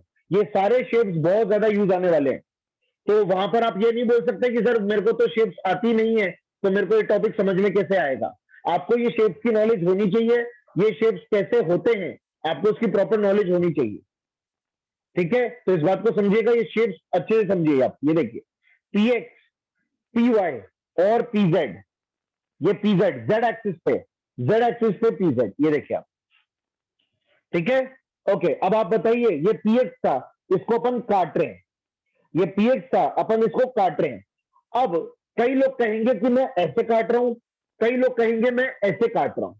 आप इसको ऐसे भी काट सकते हैं और ऐसे भी काट सकते हैं। तो एक्चुअल बच्चों, आप कुछ अलग नहीं कर रहे हो, इट इज अ प्लेन। अब आप प्लेन समझो, ये प्लेन है, आप इसको कैसे भी काटिए, आप ऐसे काटिए या ऐसे काटिए, you are pointing out a same plane, this is the same plane. ठीक है, अब ये सोचिए इस प्लेन का नाम क्या पड़ेगा, what will be the name of this plane. तो ये प्लेन किन्हीं दो एक्सिस के बीच में होगी, उन एक्सिस को पहचानिए, ये किन दो एक्सिस के बीच में है।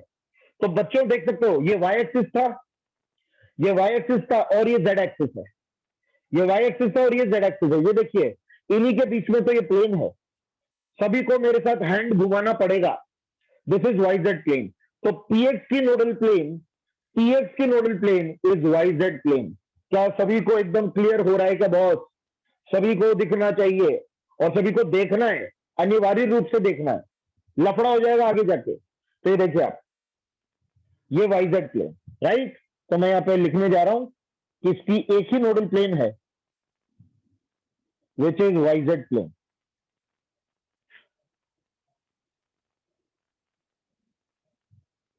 Y z plane, right. अगर मैं यहां पे थोड़ा सा डायग्रामेटिक बनाने की कोशिश करूं तो कुछ ऐसी प्लेन, ये देखिए आप, ये y z plane, right. Okay, next बात करें बच्चों पी वाई, पी वाई, ये पी वाई है। ठीक है, ओके, ये लीजिए, ये ले लीजिए पी वाई, ये लीजिए पी वाई, ये पी वाई हो गया, राइट। ओके, एक लोब इधर, एक लोब नीचे, एक लोब ऊपर, एक लोब नीचे, राइट। ये पी वाई। तो आप चाहो तो इसको ऐसे ही बना सकते हो, चाहे अपन हर बार ऐसे ना बनाए, अपन सीधे से बनाए। ये पेन का हाफ हिस्सा आप लोब की तरह मान ले, लोब की तरह consider the half part of this pen to be lobe. ये एक लोब है, ये दूसरा लोब है। ओके, फटाफट बताइए, क्या इसमें भी पॉसिबल है क्या काटना? कैसे काटें? ऐसे, ऐसे। क्या सभी लोग समझ पा रहे हो क्या? अब काफी लोग बोलोगे ये प्लेन, काफी लोग बोलोगे ये प्लेन। अरे ये एक ही प्लेन है, this is one and the same plane. क्या सभी लोगों को दिख रही है क्या? This is one and the same plane. तो एम्पायर का चौका, एम्पायर जो चौका देता है वो कौन सी प्लेन में देता है? तो इसके अंदर भी दो एक्सिस इन्वॉल्व है, x axis, z axis, x axis, z axis, xz plane, this is xz plane. Umpire जब भी चौका देता है, he points out xz plane. ये देखिए आप अपने घर में अभी झाड़ू पोछा कर रहे होंगे, क्योंकि बाई अलाउड नहीं होगी आपके घर में, तो आप जो पोछा लगाते हैं it is in xz plane, है ना। तो ये है एक्सजेड प्लेन, ठीक है, क्योंकि this was the x axis, this is the y z axis, this is the z axis. तो ये देखिए ना, यही तो प्लेन है, x axis, z axis, this was y axis, है ना। तो जो लोग हाथ से करेंगे वो लोग समझ जाएंगे। ओके, अब नेक्स्ट लास्ट है बच्चों पीजेड, दिस इज पीजेड, है ना। तो ये पीजेड है, आपके और मेरी तरफ, एक लोब आपकी तरफ है, एक लोब मेरी तरफ है, ठीक है। दिस इज पीजेड, सभी लोग देख पा रहे होंगे, दिस इज पीजेड, आपके और मेरी तरफ, ठीक है। कैसे काटे हैं, इसको भी काटा जा सकता है क्या? इसको बिल्कुल ऐसे काटा जा सकता है, ये देखिए आप, है ना, ये देखिए आप, ये देखिए, आप ऐसे भी काट सकते हो, ऐसे भी काट सकते हो। तो बच्चों ये कौन सा प्लेन है? ये कौन सा प्लेन है? Which is this plane? This is in x axis, this is in y axis. हाँ, काफी लोग बोल सकते हैं कि सर ये तो जॉन सीना वाला आप कर रहे हो। हाँ, तो सभी लोग समझ गए। हाँ बेटा, बहुत बढ़िया। तो ये एक्स वाई प्लेन है, एक्स वाई प्लेन। ठीक है, ओके। तो पी वाई के अंदर एक नोडल प्लेन थी जिसका नाम था एक्जेड, और पीजेड के अंदर भी एक नोडल प्लेन है।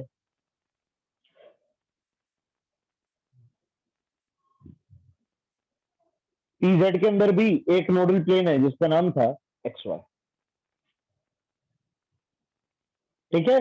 अब बच्चों, मैं आप पे एक जिम्मेदारी देना चाहूंगा। ये तो मैंने बता दिया।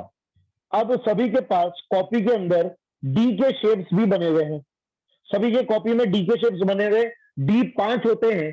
पांचों के शेप आपके पास बने होंगे, इस बात की गारंटी है। अब मैं आपको एक काम दे रहा हूं, बिल्कुल इसी तरह से अपने हाथ से पेन को रखते हुए सभी लोगों को एक बार कल तक डी के भी नोडल प्लेन देखकर आना, डी के नोडल प्लेन देखकर आने हैं, है ना। इसको अपन नाम दे सकते हैं रिवीजन। जिन लोगों ने अभी तक नोडल प्लेन, जिनके नोट्स में नहीं है, जिन लोगों के नोट्स में नोडल प्लेन अभी तक नहीं है, तो वो लोग चाहो तो आप इसको अपने नोट्स में क्वांटम नंबर के आसपास अगर कोई पेज खाली है या कोई पेज आप वहां पे चिपका सकते हो, तो वहां पे आप लोग इसको पेस्ट कर सकते हो। जिन लोगों के पास नोडल प्लेन के नोट्स नहीं है, और जिनके पास नोट्स अगर हैं, तो फिर इसको लिखने की कोई ऐसी जरूरत नहीं है। अच्छा, एक चीज और है, काफी लोग ये भी मुझे बोल सकते हैं कि सर आप क्यों इतनी मेहनत कर रहे हो। इनके नोडल प्लेन की तो एक ट्रिक है जो हमें साफ दिख रही है। इनके नोडल प्लेन की एक आपको ट्रिक दिख रही होगी बच्चों, आंखों के सामने आपकी ट्रिक है। किस ऑर्बिटल की क्या नोडल प्लेन है, उसमें ट्रिक बन रही है आपके सामने। अगर px है तो yz नोडल प्लेन है, py है तो xz नोडल प्लेन है, और अगर pz है तो xy नोडल प्लेन है। बचे हुए एक्सेस, है ना, जो बचे हुए एक्सिस है उसकी नोडल प्लेन बन जा रही है। पर बच्चों, मैं फिर से कहूंगा, जहां पे ट्रिक होती है मैं अपने आप आपको ट्रिक दे देता हूं। यहां पर इन शेप्स को समझना बहुत जरूरी है। यहां पे ट्रिक के भरोसे मत बैठना, यहां पे ट्रिक के भरोसे मत बैठना। इन ऑर्बिटल्स की शेप, ये कैसे दिखते हैं, कौन से एक्सिस पे ये ऑर्बिटल्स होते हैं, ये समझना अगले चैप्टर के पॉइंट ऑफ व्यू से बहुत ज्यादा जरूरी है। बहुत बुरा फंसोगे केमिकल बॉन्डिंग में अगर आपके दिमाग में ये शेप्स क्लियर नहीं है, तो बहुत बुरा फंसोगे। मैं आपको अभी बता रहा हूं ये बात। तो इन शेप्स को अच्छे से आपको देखना बहुत जरूरी है, इनके प्लेन्स को देखना बहुत जरूरी है। मैं खुद बताऊंगा। पर अब ये वाला जो क्वेश्चन था, अपन जिस क्वेश्चन को लेकर बात कर रहे थे, कल अपन जब डी के भी नोडल प्लेन देख लेंगे अगले लेक्चर में, मेरा होमवर्क क्या है, यहां पे मैं आपको होमवर्क दे रहा हूं। सिमिलरली विजुअलाइज योरसेल्फ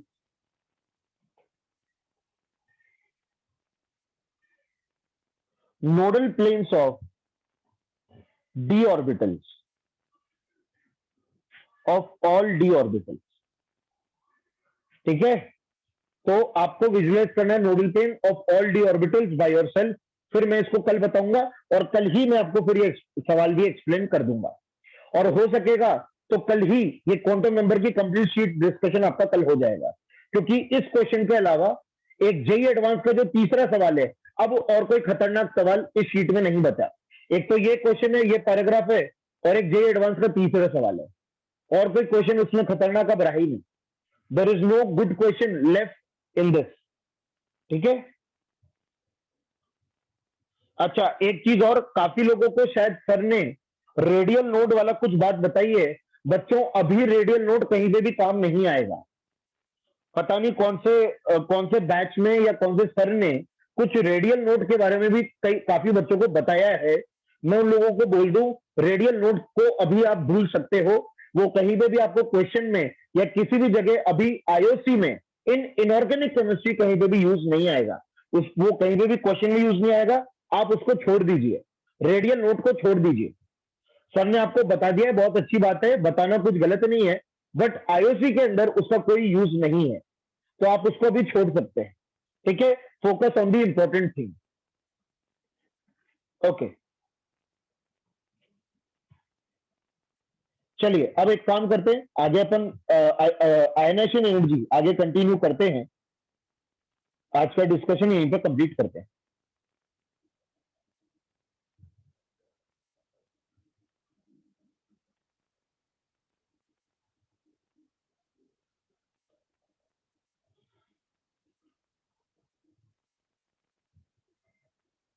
ये लास्ट क्लास में मैंने आपको केस बताया था।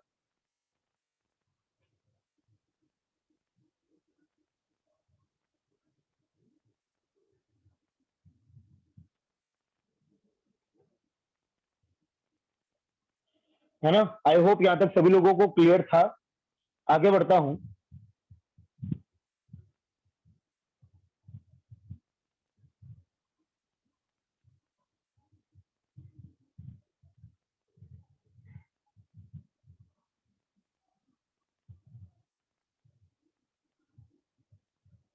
तो जैसा कि मैंने आपसे कहा था, जो लोग कह रहे थे कि सर नोडल प्लेन, तो मैंने आपसे कहा था मैं आपको बताऊंगा, मैं आपको पूरा पढ़ाऊंगा। तो I I always keep up my promise and I never abandon my students. मैं कभी अपने स्टूडेंट्स को होपलेस नहीं छोड़ता और कभी भी उनका साथ नहीं छोड़ता। मैंने कहा था नोडल प्लेन पढ़ाऊंगा, क्वांटम नंबर की शीट डिस्कस होएगी, कंप्लीट होएगी, डोंट वरी अबाउट इट। है ना?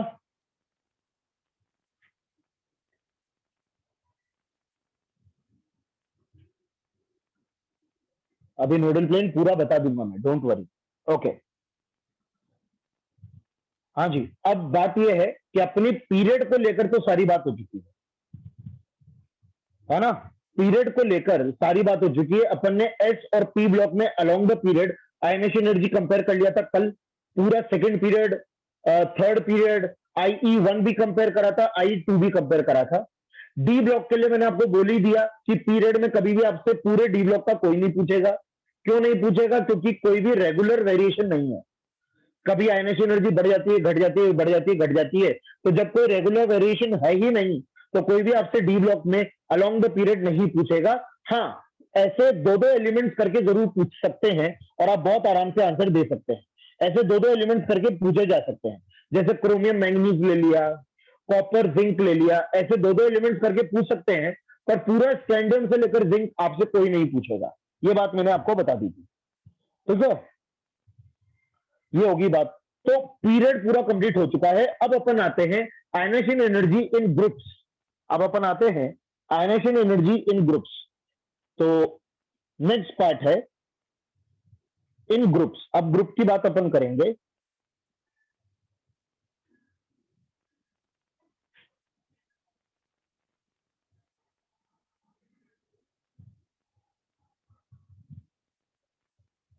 तो पहले तो मैं आपको in S block and in P block general बता देता हूं। In S and P block down the group,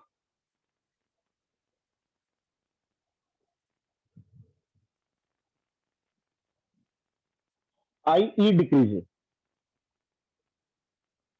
है ना?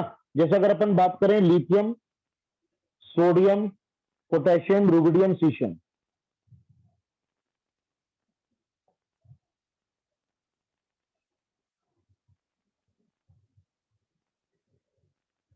है ना? फटाफट बताइए क्या ऑर्डर आएगा। ऑब्वियस सी बात है, डाउन द ग्रुप। बिकॉज जैसे आप जानते हैं,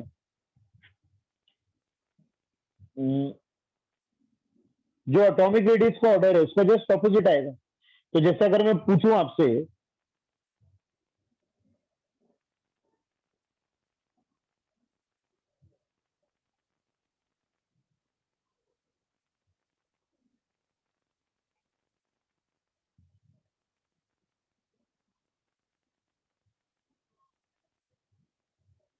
कि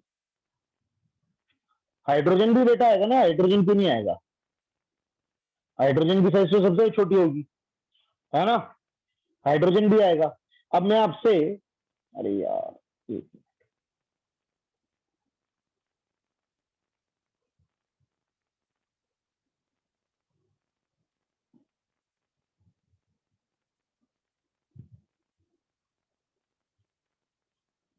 एटॉमिक रेडियस और आयोनाइजेशन एनर्जी दोनों का मैं आपसे ऑर्डर पूछ रहा हूं, बताइए क्या रहेगा। तो जैसा कि आप जानते हो एटॉमिक रेडियस का ऑर्डर ऊपर से नीचे इंक्रीजिंग आएगा। तो as simple as that, as we know कि ionisation energy is inversely proportional to atomic radius, तो फिर जो इसका ऑर्डर आएगा वो आएगा डिक्रीजिंग। बिल्कुल, इसका ऑर्डर क्या आएगा? डिक्रीजिंग। ठीक है ना, एज सिंपल एज दैट।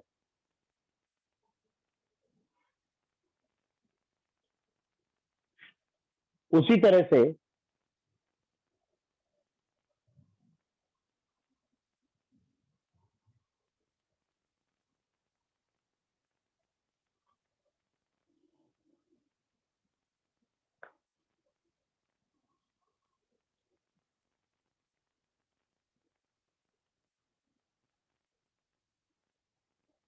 बताइए क्या ऑर्डर रहेगा।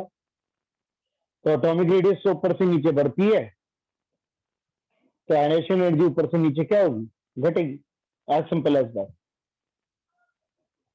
और एक चीज मैं आप लोगों को बता दूं बच्चों, जब आप ग्रुप में कंपेयर करते हो, when you compare in the group, there is no need for electronic configuration. बताओ क्यों? जब आप ग्रुप में कंपेयर कर रहे हो, इलेक्ट्रॉनिक कॉन्फ़िगरेशन से कोई डिपेंडेंसी नहीं रहेगी। क्यों? अरे क्योंकि सभी का आउटर मोस्ट इलेक्ट्रॉनिक कॉन्फ़िगरेशन क्या होता है? सेम। अगर बेरिलियम मैग्नीशियम, अगर बेरिलियम फुलफिल्ड है तो सभी लोग फुलफिल्ड है ना। अगर बेरिलियम फुलफिल्ड एस सबशेल रखता है तो पूरा ग्रुप फुलफिल्ड एस सबशेल रखता है। तो सेम इलेक्ट्रॉनिक कॉन्फ़िगरेशन है, तो उससे अब यहां पे कोई फर्क नहीं पड़ेगा। सिंपली आप एटॉमिक रेडियस के थ्रू इसको कंपेयर कर सकते हैं। आप सिंपली इसको किसके थ्रू कंपेयर कर सकते हैं? एटॉमिक रेडियस के थ्रू कंपेयर कर सकते हैं, है ना। तो ये है। और सिमिलरली अगर आप बात करो fluorine, chlorine, bromine, iodine, fluorine, chlorine, bromine, iodine, इसकी अगर अपन बात करो तो भी क्या रहेगा? मैं सीधे आई का अगर आपसे ऑर्डर पूछूं तो बिल्कुल यही आपका ऑर्डर रहेगा, है ना। तो ये मैंने एस ब्लॉक की बात कर ली। This was the 1A group, this was 2A group, ठीक है। This was halogen, that is P block, है ना। तो मैंने इन सब की बात कर ली। अब मैं आता हूं बच्चों जहां पे अपन देखो यहां पे बेसिस का ले रहे हैं एटॉमिक रेडियस, पर सर पी ब्लॉक के वो ग्रुप्स जिसमें एटॉमिक रेडियस का घपला हुआ था, पी ब्लॉक के वो ग्रुप्स जिसमें एटॉमिक रेडियस का घपला हुआ था, उनके अंदर क्या रहेगा? अभी तो यहां पे क्या हो रहा है ना कि एटॉमिक रेडियस ऊपर से नीचे बढ़ रही है। यहां पर क्या हो रहा है कि एटॉमिक रेडियस ऊपर से नीचे बढ़ रही है, तो इसलिए आयोनाइजेशन एनर्जी ऊपर से नीचे घट रही है।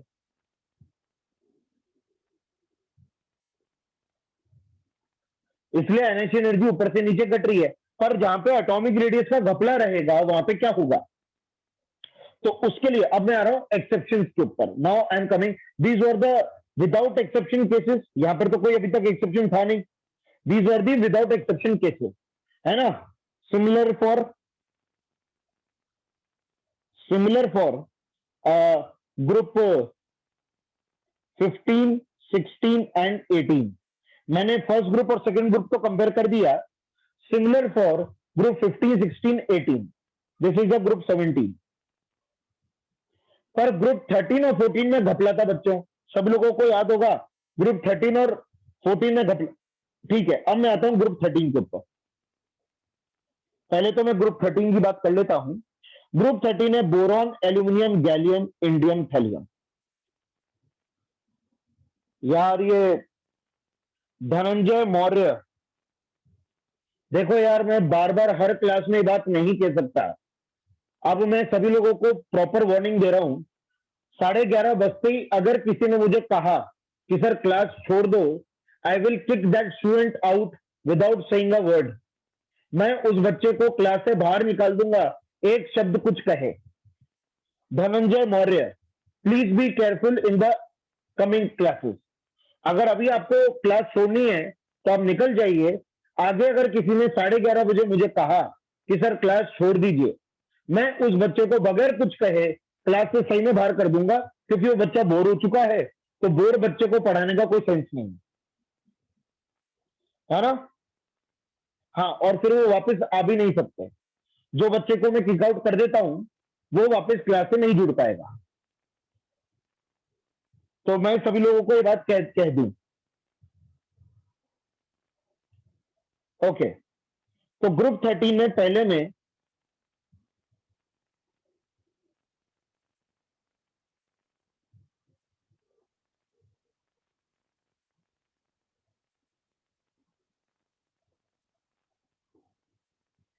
अब देखिएगा बच्चों, एग्जैक्टली जैसे रेडियस चेंज हुआ ना, या एग्जैक्टली रेडियस जैसे डेविएट हुआ, रेडियस जिस जिस तरह से चेंज हुआ, बिल्कुल वैसे आयनेशन एनर्जी भी आपको चेंज होती हुई दिखेगी। फटाफट बताइए, सभी लोगों को रेडियस का ऑर्डर याद होना चाहिए बॉस, ग्रुप 13 का बहुत इंपॉर्टेंट था। और इस इकलौते ग्रुप में दो तरह के कॉन्ट्रैक्शन थे, एक ही ग्रुप में दो तरह के कॉन्ट्रैक्शन थे। बोरॉन से एल्यूमिनियम रेडियस बढ़ रहा था, बोरॉन से रेडियस बढ़ रहा था, एल्यूमिनियम से रेडियस, या तो बोल सकते हो, अच्छा सुनो मेरी बात बच्चों, दोनों चीजें कही जा सकती है। इसको लेकर काफी बच्चों ने मुझे बाद में कहा था कि सर क्या कहें इसको। मेरी बात बहुत ध्यान से सुनना, आप इसको दोनों चीज कह सकते हो। आप इसको ये भी कह सकते हो तो भी सही है, और आप इसको ये भी कह सकते हो दो ये भी सही है। क्योंकि मैंने आई थिंक आपको एटॉमिक रेडियस के जो सवाल दिए थे, कई जगह ये लिखा हुआ था और कई जगह ये लिखा हुआ था, दोनों करेक्ट है, बोथ करेक्ट। तो इसमें कभी भी कंफ्यूज मत होना बच्चों, दोनों करेक्ट है। ठीक है, आप इसको लेस भी बोल सकते हो, इक्वल भी बोल सकते हो, और ये सिंबल तो हमेशा सही है ही। तो दोनों कहा जा सकता है, बोथ करेक्ट है ना, कंफ्यूज मत होना इसको लेकर। ओके, अब सुनो, ठीक है, ये होता है। और इसका रीजन क्या था? Transition contraction. दो और नाम थे, ट्रांजिशन कॉन्ट्रैक्शन के दो और नाम थे, पर ठीक है, ट्रांजिशन कॉन्ट्रैक्शन बोल देते हैं। अब यहां से रेडियस फिर बढ़ता है, और यहां से रेडियस हम बोलते हैं सिमिलर हो जाता है। और इसका रीजन क्या था, सभी बच्चे बताएंगे। इसका रीजन था लेंथनाइट कॉन्ट्रैक्शन, लेंथनाइट कॉन्ट्रैक्शन। ठीक है, तो ये था, बिल्कुल सही। ओके, अब बच्चों आप ही बताइए, ionization energy inversely proportional to atomic radius, हम ये बात बोलते हुए चल रहे हैं। फटाफट बताइए क्या रहेगा रेडियस का ऑर्डर। भाई सीधी सी बात है, यहां से अगर रेडियस बढ़ा था तो यहां से आयनाइजेशन एनर्जी घट जाएगी, जैसे अभी तक घटती आ रही थी, जैसे अभी तक होता आ रहा था, बिल्कुल उसी तरह से अगर रेडियस बढ़ती है तो आयनाइजेशन एनर्जी घटती है।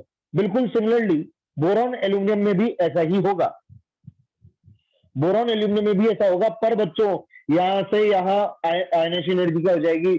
बढ़ जाएगी, क्योंकि रेडियस घटी थी। तो याद रखिएगा बच्चों, गैलियम की आयनाइजेशन एनर्जी एल्यूमिनियम से क्या है? ज्यादा है। इसमें कोई शक था क्या अपन को? इसमें कोई शक था क्या अपन को? अरे ये तो बात ऑब्वियस थी, जब रेडियस कम हो रहा है तो आयनाइजेशन एनर्जी तो बढ़ेगी ना, इसमें तो कोई शक ही नहीं है अपन को। ये बात समझ में आ गई? ठीक है, अब यहां से यहां रेडियस, अब यहां से यहां रेडियस फिर बढ़ गई। अच्छा एक चीज और बच्चों, आयनाइजेशन एनर्जी कभी भी इक्वल कभी भी नहीं मिलती है। आयनाइजेशन एनर्जी कभी भी इक्वल मिलती ही नहीं है। हमें कभी भी किन्हीं दो एलिमेंट से आयनाइजेशन एनर्जी आज तक इक्वल नहीं मिली है। ठीक है, तो इक्वल आप कभी भी नहीं बोलोगे, तो ये है ना। ओके, और फिर यहां से यहां क्या हो जाती है? बढ़ जाती है, यहां से यहां फिर बढ़ जाएगी। अब इंडियम से थैलियम आयनाइजेशन एनर्जी क्या हो गई? फिर बढ़ गई। अब सर यहां क्यों बढ़ी? अरे सीधी सी बात है, जब रेडियस दोनों का सेम है, उसका लॉजिक सुनिए, हर चीज का लॉजिक है। एक इंडियम है, इंडियम के अंदर कितने प्रोटॉन्स हैं? इसके अंदर प्रोटॉन 49 है ना, और ये इसकी रेडियस है, ये इसकी रेडियस है, रेडियस फॉर इंडियम, है ना। और बिल्कुल ऐसा ही थैलियम है, थैलियम की भी सेम रेडियस है, पर उसमें प्रोटॉन 81 है। सत्यानाश, 81 प्रोटॉन है, और थैलियम की भी वही रेडियस है।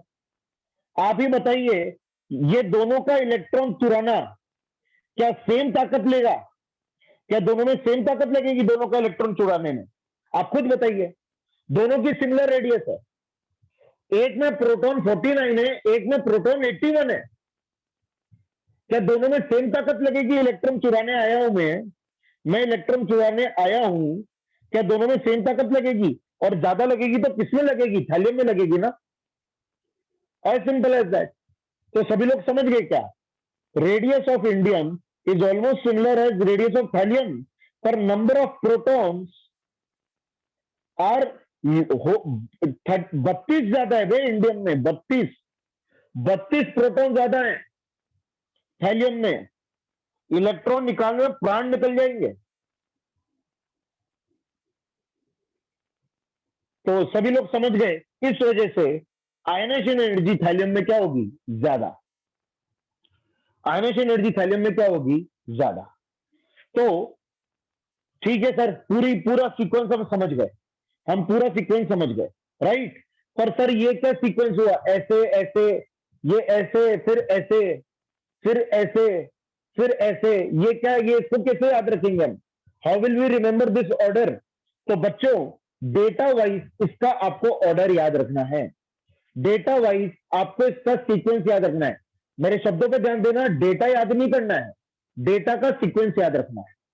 तो group 13 IE order that you have to remember is, पहले तो अच्छा, मेरे पास इसकी एक ट्रिक भी है, मेरे पास इस ऑर्डर की ट्रिक भी है। आपको ऐसे ही कुछ रटने थोड़ी दूंगा, हर चीज आपके लिए सिंपल करके दूंगा। मेरे पास इसकी एक ट्रिक है, तो आप वो ट्रिक याद कर लेना, आपका काम हो जाएगा। तो ये इसका प्रैक्टिकल डेटा ऑर्डर है।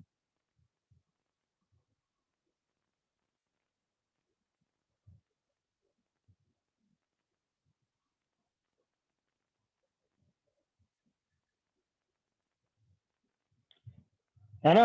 इसका ट्रिक है, बिना ताल के गाए ऑल इंडियंस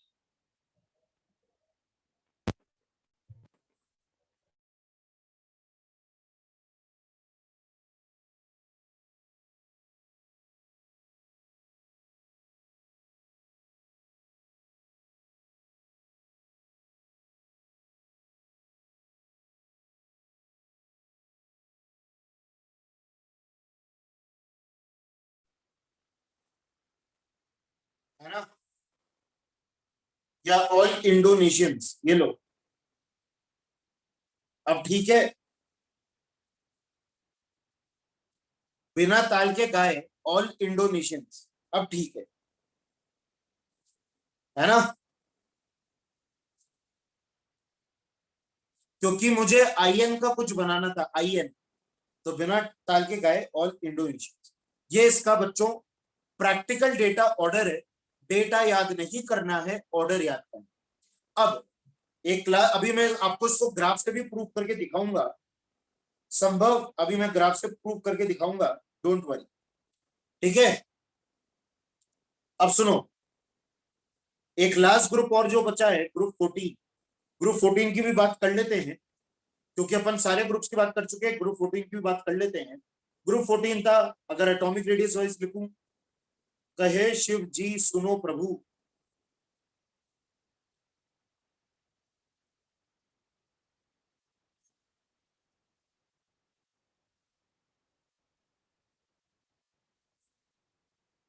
ओके।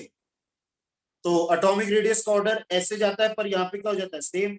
इसका रीजन फिर से क्या था? Lanthanide contraction. इसका रीजन क्या था? Lanthanide contraction. अभी भी इसमें लेंथेनाइट कॉन्ट्रैक्शन रहता है, ग्रुप 14 तक का लेंथेनाइट कॉन्ट्रैक्शन रहता है, 15 ऑनवर्ड्स देखने को नहीं मिलता है, 15 ऑनवर्ड्स देखने को नहीं मिलता है। तो बच्चों बताइए यहाँ पे क्या आई का ऑर्डर हो जाएगा? बिल्कुल डिक्रीजिंग। अरे यार, मैंने उल्टा लिख दिया यार।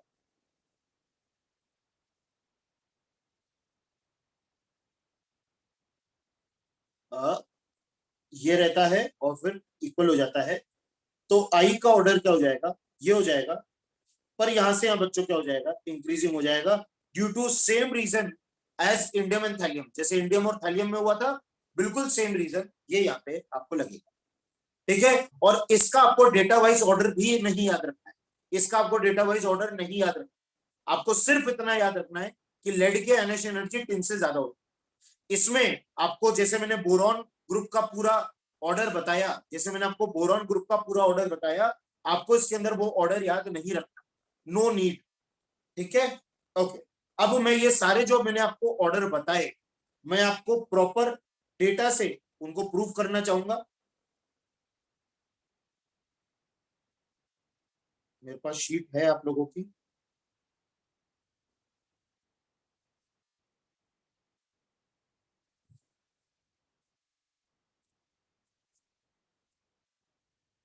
ये रहा, ये तो रेडियस का है, ये रहा।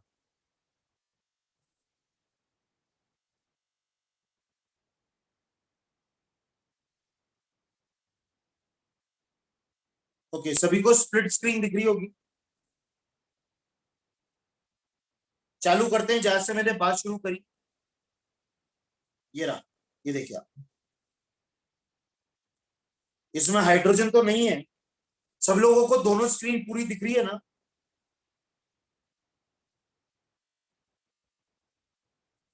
आईपैड का कुछ तो फायदा मिले भाई साहब, बहुत पैसे लगे मेरे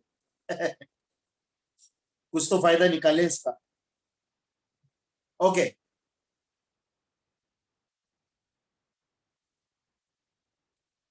तो जैसा कि आप देख पा रहे हैं बेटा, बहुत महंगा रहता है एप्पल, है ना, बहुत महंगा रहता है। ओके, अब सुने,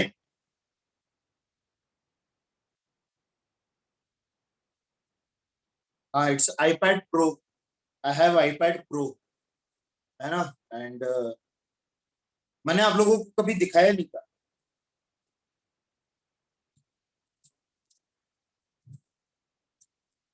इट्स दिस वन, ये 12.9 इंच का है, तो इट्स 12.9 इंच, 256 ये वाला है।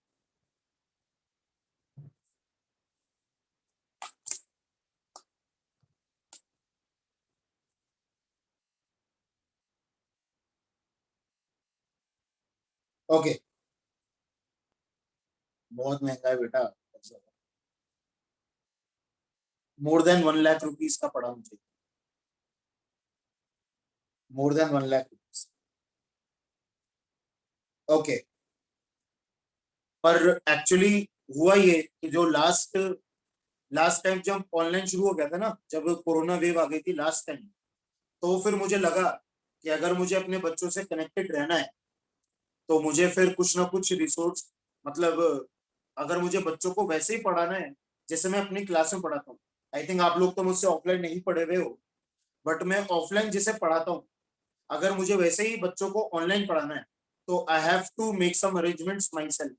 मुझे उस पिछले साल जून में ये बात समझ में आ गई थी कि अगर ये लॉकडाउन कभी, अभी तो चल ही रहा था, लास्ट लास्ट ईयर तो लॉकडाउन चल ही रहा था, है ना, और मुझे लग ही रहा था कि भाई आगे भी अगर इसी तरह का प्रॉब्लम वापस हो गया तो फिर I have to make some arrangements कि आगे मैं अपने बच्चों से डिस्कनेक्ट ना हो, जो बच्चे मुझसे पढ़ते हैं वो मुझसे डिस्कनेक्ट ना हो। तो इसलिए जो है फिर मैंने ये अरेंजमेंट किया कि मुझे लिखने में भी प्रॉब्लम ना है, थोड़े से सारे फीचर्स मुझे मिल जाए, तो इस तरह से मैंने फिर ये अरेंजमेंट आप लोगों के लिए किया। तो आज भी जो बच्चे पिछले साल मुझसे पढ़ रहे थे, मैं आज भी उनको वैसा ही पढ़ा पाता हूँ जैसा मैं अपनी ऑफलाइन क्लास में बोर्ड पे पढ़ाता हूँ, थ्रू दिस। और थोड़े बहुत फीचर्स तो ज्यादा मिल ही जाते हैं, तो ये है। हाँ,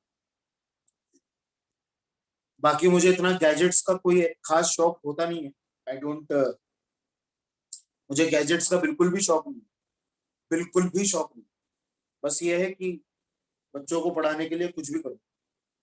ओके, तो मैं ये बोल रहा था कि आप लोगों के सामने अभी जो डेटा है उससे ये वाला डेटा तो वेरीफाई हो रहा है, सभी लोग वेरीफाई कर रहे हो इस डेटा को, है ना, तो ये है। ओके, अब नेक्स्ट डेटा अपन वेरीफाई कर लेते हैं, उसमें हाइड्रोजन इसलिए नहीं है बेटा क्योंकि हाइड्रोजन मेटल नहीं है, ऊपर लिखा हुआ है एल्कली मेटल। इसमें हाइड्रोजन क्यों नहीं है? क्योंकि हाइड्रोजन मेटल नहीं है, उसने एल्कली मेटल्स को ही कंपेयर करा। पर अगर हाइड्रोजन आएगा तो ये है ना। Okay, alkali alkaline earth metal की बात करें तो आप फिर से देख सकते हो, ये देखिए आप, जो मैंने ऑर्डर लिख कर दिया है एग्जैक्टली वही ऑर्डर है ना, एग्जैक्टली वही ऑर्डर है। तो ये है। अब मैं बात करना चाहूंगा before carbon family, nitrogen family को आप देख सकते हो, जो मैंने बात कही ग्रुप 15, यही ग्रुप 15 होता है। ये देखिए आप, सिंपली ऊपर से नीचे बढ़ रही है ना, सिंपली ऊपर से नीचे जो आयनेशन एनर्जी, सॉरी नॉट बढ़ रही है, घट रही है, ऊपर से नीचे आयनेशन एनर्जी घट रही है। ये देखिए आप, जो जो मैंने बात लिखाई सारी बात मैं वेरीफाई करता हूँ। ग्रुप 16, ये ग्रुप 16 होता है आपका, है ना। ग्रुप 17 मैंने आपको लिखवाया था, ये देखिए आप, ऊपर से नीचे आयनेशन एनर्जी घट रही है ना। एक भी नंबर आपको याद ही नहीं करना है, there is not a single number that you have to remember, there is no single number that you have to remember. Just आपको ट्रेंड याद रखना है, ट्रेंड घटता है बढ़ता है क्या होता है ये आपको याद रखना है, नंबर एक भी याद नहीं रखना। और हाँ बच्चों, पूरी पीरियोडिक टेबल में highest ionization energy in whole periodic table, in whole periodic table is helium. पूरी पीरियोडिक टेबल का राजा, पूरी पीरियोडिक टेबल का राजा वो है आपका helium. Ionization energy, highest ionization energy पूरी पीरियोडिक टेबल, है ना। तो ये है। और हाँ, lowest ionization energy in complete periodic table is caesium. अरे यार कहां गया?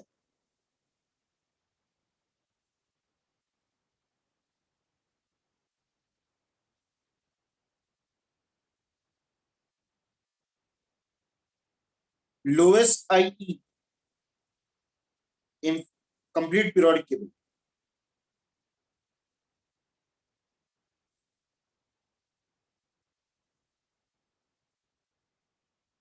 ठीक है। तो ये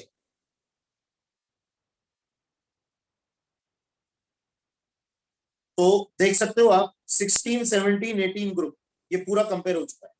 इनमें कोई लफड़ा नहीं है, कोई कॉन्ट्रैक्शन नहीं है, कोई आगे पीछे नहीं है, सब घटते चल रहे हैं। आप देख सकते हो, पूरा डेटा देख सकते हो, और आपके खुद के पास शीट है, आप डेटा देख सकते हो। सिंपली ऊपर से नीचे रेट आयनाइजेशन एनर्जी घट रही है।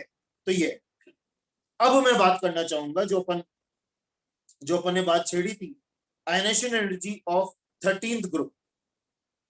अब मैं 13th ग्रुप के ऊपर आना चाहूंगा। ये देखो बच्चों, क्या रोलर कोस्टर है, बहुत तगड़ा रोलर कोस्टर, ठीक है, रोलर कोस्टर है। ये देखिए आप, बोरॉन से पहले घटा, ये देखिए पूरा डेटा देखिए आप, एल्यूमिनियम से गैलियम बढ़ा, 2 से बढ़ रहा है, पर अपन उसको बढ़ा हुआ ही मानते हैं, बढ़ रहा है पर अपन उसको क्या मानते हैं, बढ़ा हुआ ही मानते हैं।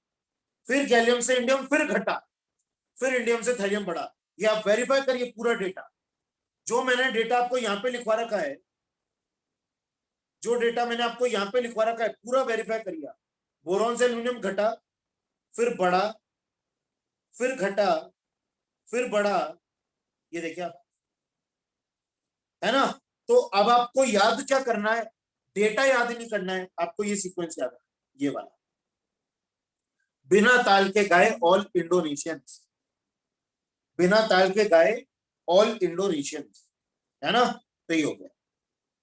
और सिमिलरली कार्बन से लेकर टिन तक घट रहा था, ये देखिए आप, कार्बन से लेकर टिन तक घट रहा था, पर टिन से लेकर लेड तक उठ गया, टिन से लेकर लेड तक उठ गया, ये देखिए आप, लेड की ज्यादा एनर्जी है टिन से। ये है जो मैंने आपको लिखवाया, उसका डेटा वाइज मैं आपको सीक्वेंस बता रहा हूं, ये देखिए आप। सभी लोग समझ गए क्या? तो ये है ना, ये था group wise complete S block, complete P block, पूरा एस ब्लॉक पूरा पी ब्लॉक अपन समझ गए हैं, ठीक है। अब लास्ट है, उसके बाद अपन क्विज के ऊपर चलेंगे, जो कि आज तो नहीं कल लूंगा मैं, बट एक लास्ट में आपको बता देता हूं, डी ब्लॉक। अगर अपन बात करें डी ब्लॉक की, तो डी ब्लॉक में एटॉमिक रेडियस और आयनाइजेशन एनर्जी, फिर से हमेशा आयनाइजेशन एनर्जी एटॉमिक रेडियस के बेस पे ही अलोंग द ग्रुप कंपेयर की जा सकती है। अलोंग द ग्रुप आप हमेशा रेडियस के बेस पे ही आयनाइजेशन एनर्जी कंपेयर करते हो। तो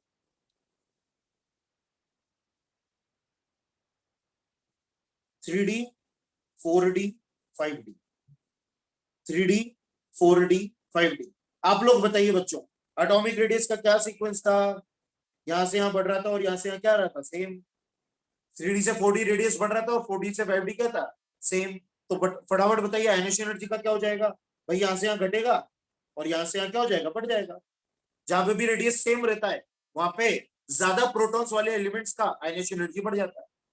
एटॉमिक रेडियस अगर सेम रहेगा तो जिनके पास ज्यादा प्रोटॉन्स है उनके आयनाइजेशन एनर्जी क्या हो जाएगी? बढ़ जाएगी, है ना? तो ये, तो अब सवाल ये उठता है कि ठीक है सर ये ऑर्डर समझ में आ गया, पर 3D और 5D में किसकी आयनाइजेशन एनर्जी ज्यादा? 3D और 5D में किसकी आयनाइजेशन एनर्जी ज्यादा? तो मैं आपको बता दूं कि असल में आयनाइजेशन एनर्जी का जो ऑर्डर रहता है वो रहता है 5D, फिर 3D और फिर 4D। ये आयनाइजेशन एनर्जी का ऑर्डर रहता है। The real order is 5D, 3D and 4D। पर क्या ये पूरे डी ब्लॉक की कहानी है बच्चों? क्या ये पूरे डी ब्लॉक की कहानी है? No, it is the story of 4 to 12। Third group इस सीक्वेंस में नहीं आता। It is the story only of 4 to 12। Third group इस सीक्वेंस में नहीं आता। थर्ड ग्रुप बाल बाल बच जाता है। थर्ड ग्रुप बाल बाल बच जाता है। थर्ड ग्रुप की अगर मैं बात करूं तो जब एटॉमिक रेडियस का सीक्वेंस ऊपर से नीचे इंक्रीजिंग रहता है तो आयनाइजेशन एनर्जी का ऑर्डर ऊपर से नीचे डिक्रीजिंग ही रहता है। ये सीक्वेंस आप ग्रुप 3 पे नहीं लगा, सिंपल आपको ऐसे ही देखने को मिलता है। ठीक है, बस दैट्स इट। ये पूरा डी ब्लॉक का ग्रुप वाइज हो गया, पूरे डी ब्लॉक का ग्रुप वाइज हो गया, है ना? ये 4D से 5D सेम क्यों हुआ था? Due to lanthanide contraction,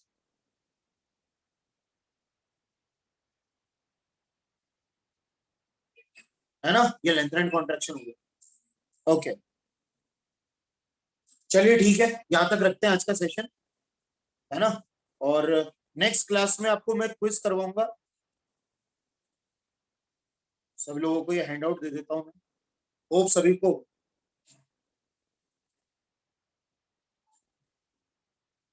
lectures में मजे आ रहे होंगे। आज का होमवर्क, आज का होमवर्क बच्चों, यार मैं आयनाइजेशन एनर्जी के सवाल आज आपको नहीं देना चाहता, तो आज भी कोई होमवर्क नहीं है।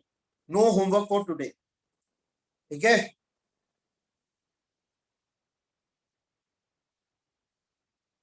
आदित्य गौतम नहीं आएगा बेटा। आदित्य गौतम आप जो पूछ रहे हो नहीं आएगा। एक्टिनाइड सीरीज आपको नहीं पढ़नी होती है। 6D एलिमेंट्स के बारे में आपसे कोई नहीं पूछेगा, आपको पढ़ना ही नहीं होता बच्चों। For 6D elements you need no information, नहीं पढ़ना होता, ठीक है? So don't worry about 6D elements.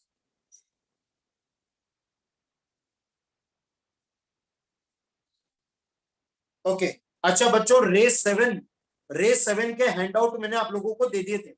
Race 7 के सॉल्यूशन मैंने आप लोगों को दे दिए थे। यस, रेस 7 के सॉल्यूशन लास्ट जो लेक्चर था उसमें आप लोगों को मिल गए, है ना?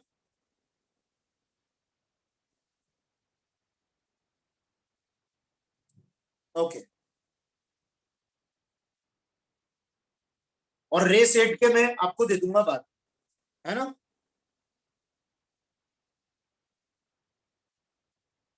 नो होमवर्क फॉर टुडे, क्योंकि मैं आपको आयनाइजेशन एनर्जी के सवाल करवाऊंगा तभी मैं आपको होमवर्क दूंगा। नेक्स्ट क्लास में चालू होते ही आप लोगों को क्विज मिलेगा, ठीक है? ओके बच्चों, हैव अ ग्रेट डे, मिलते हैं नेक्स्ट क्लास में। Bye bye.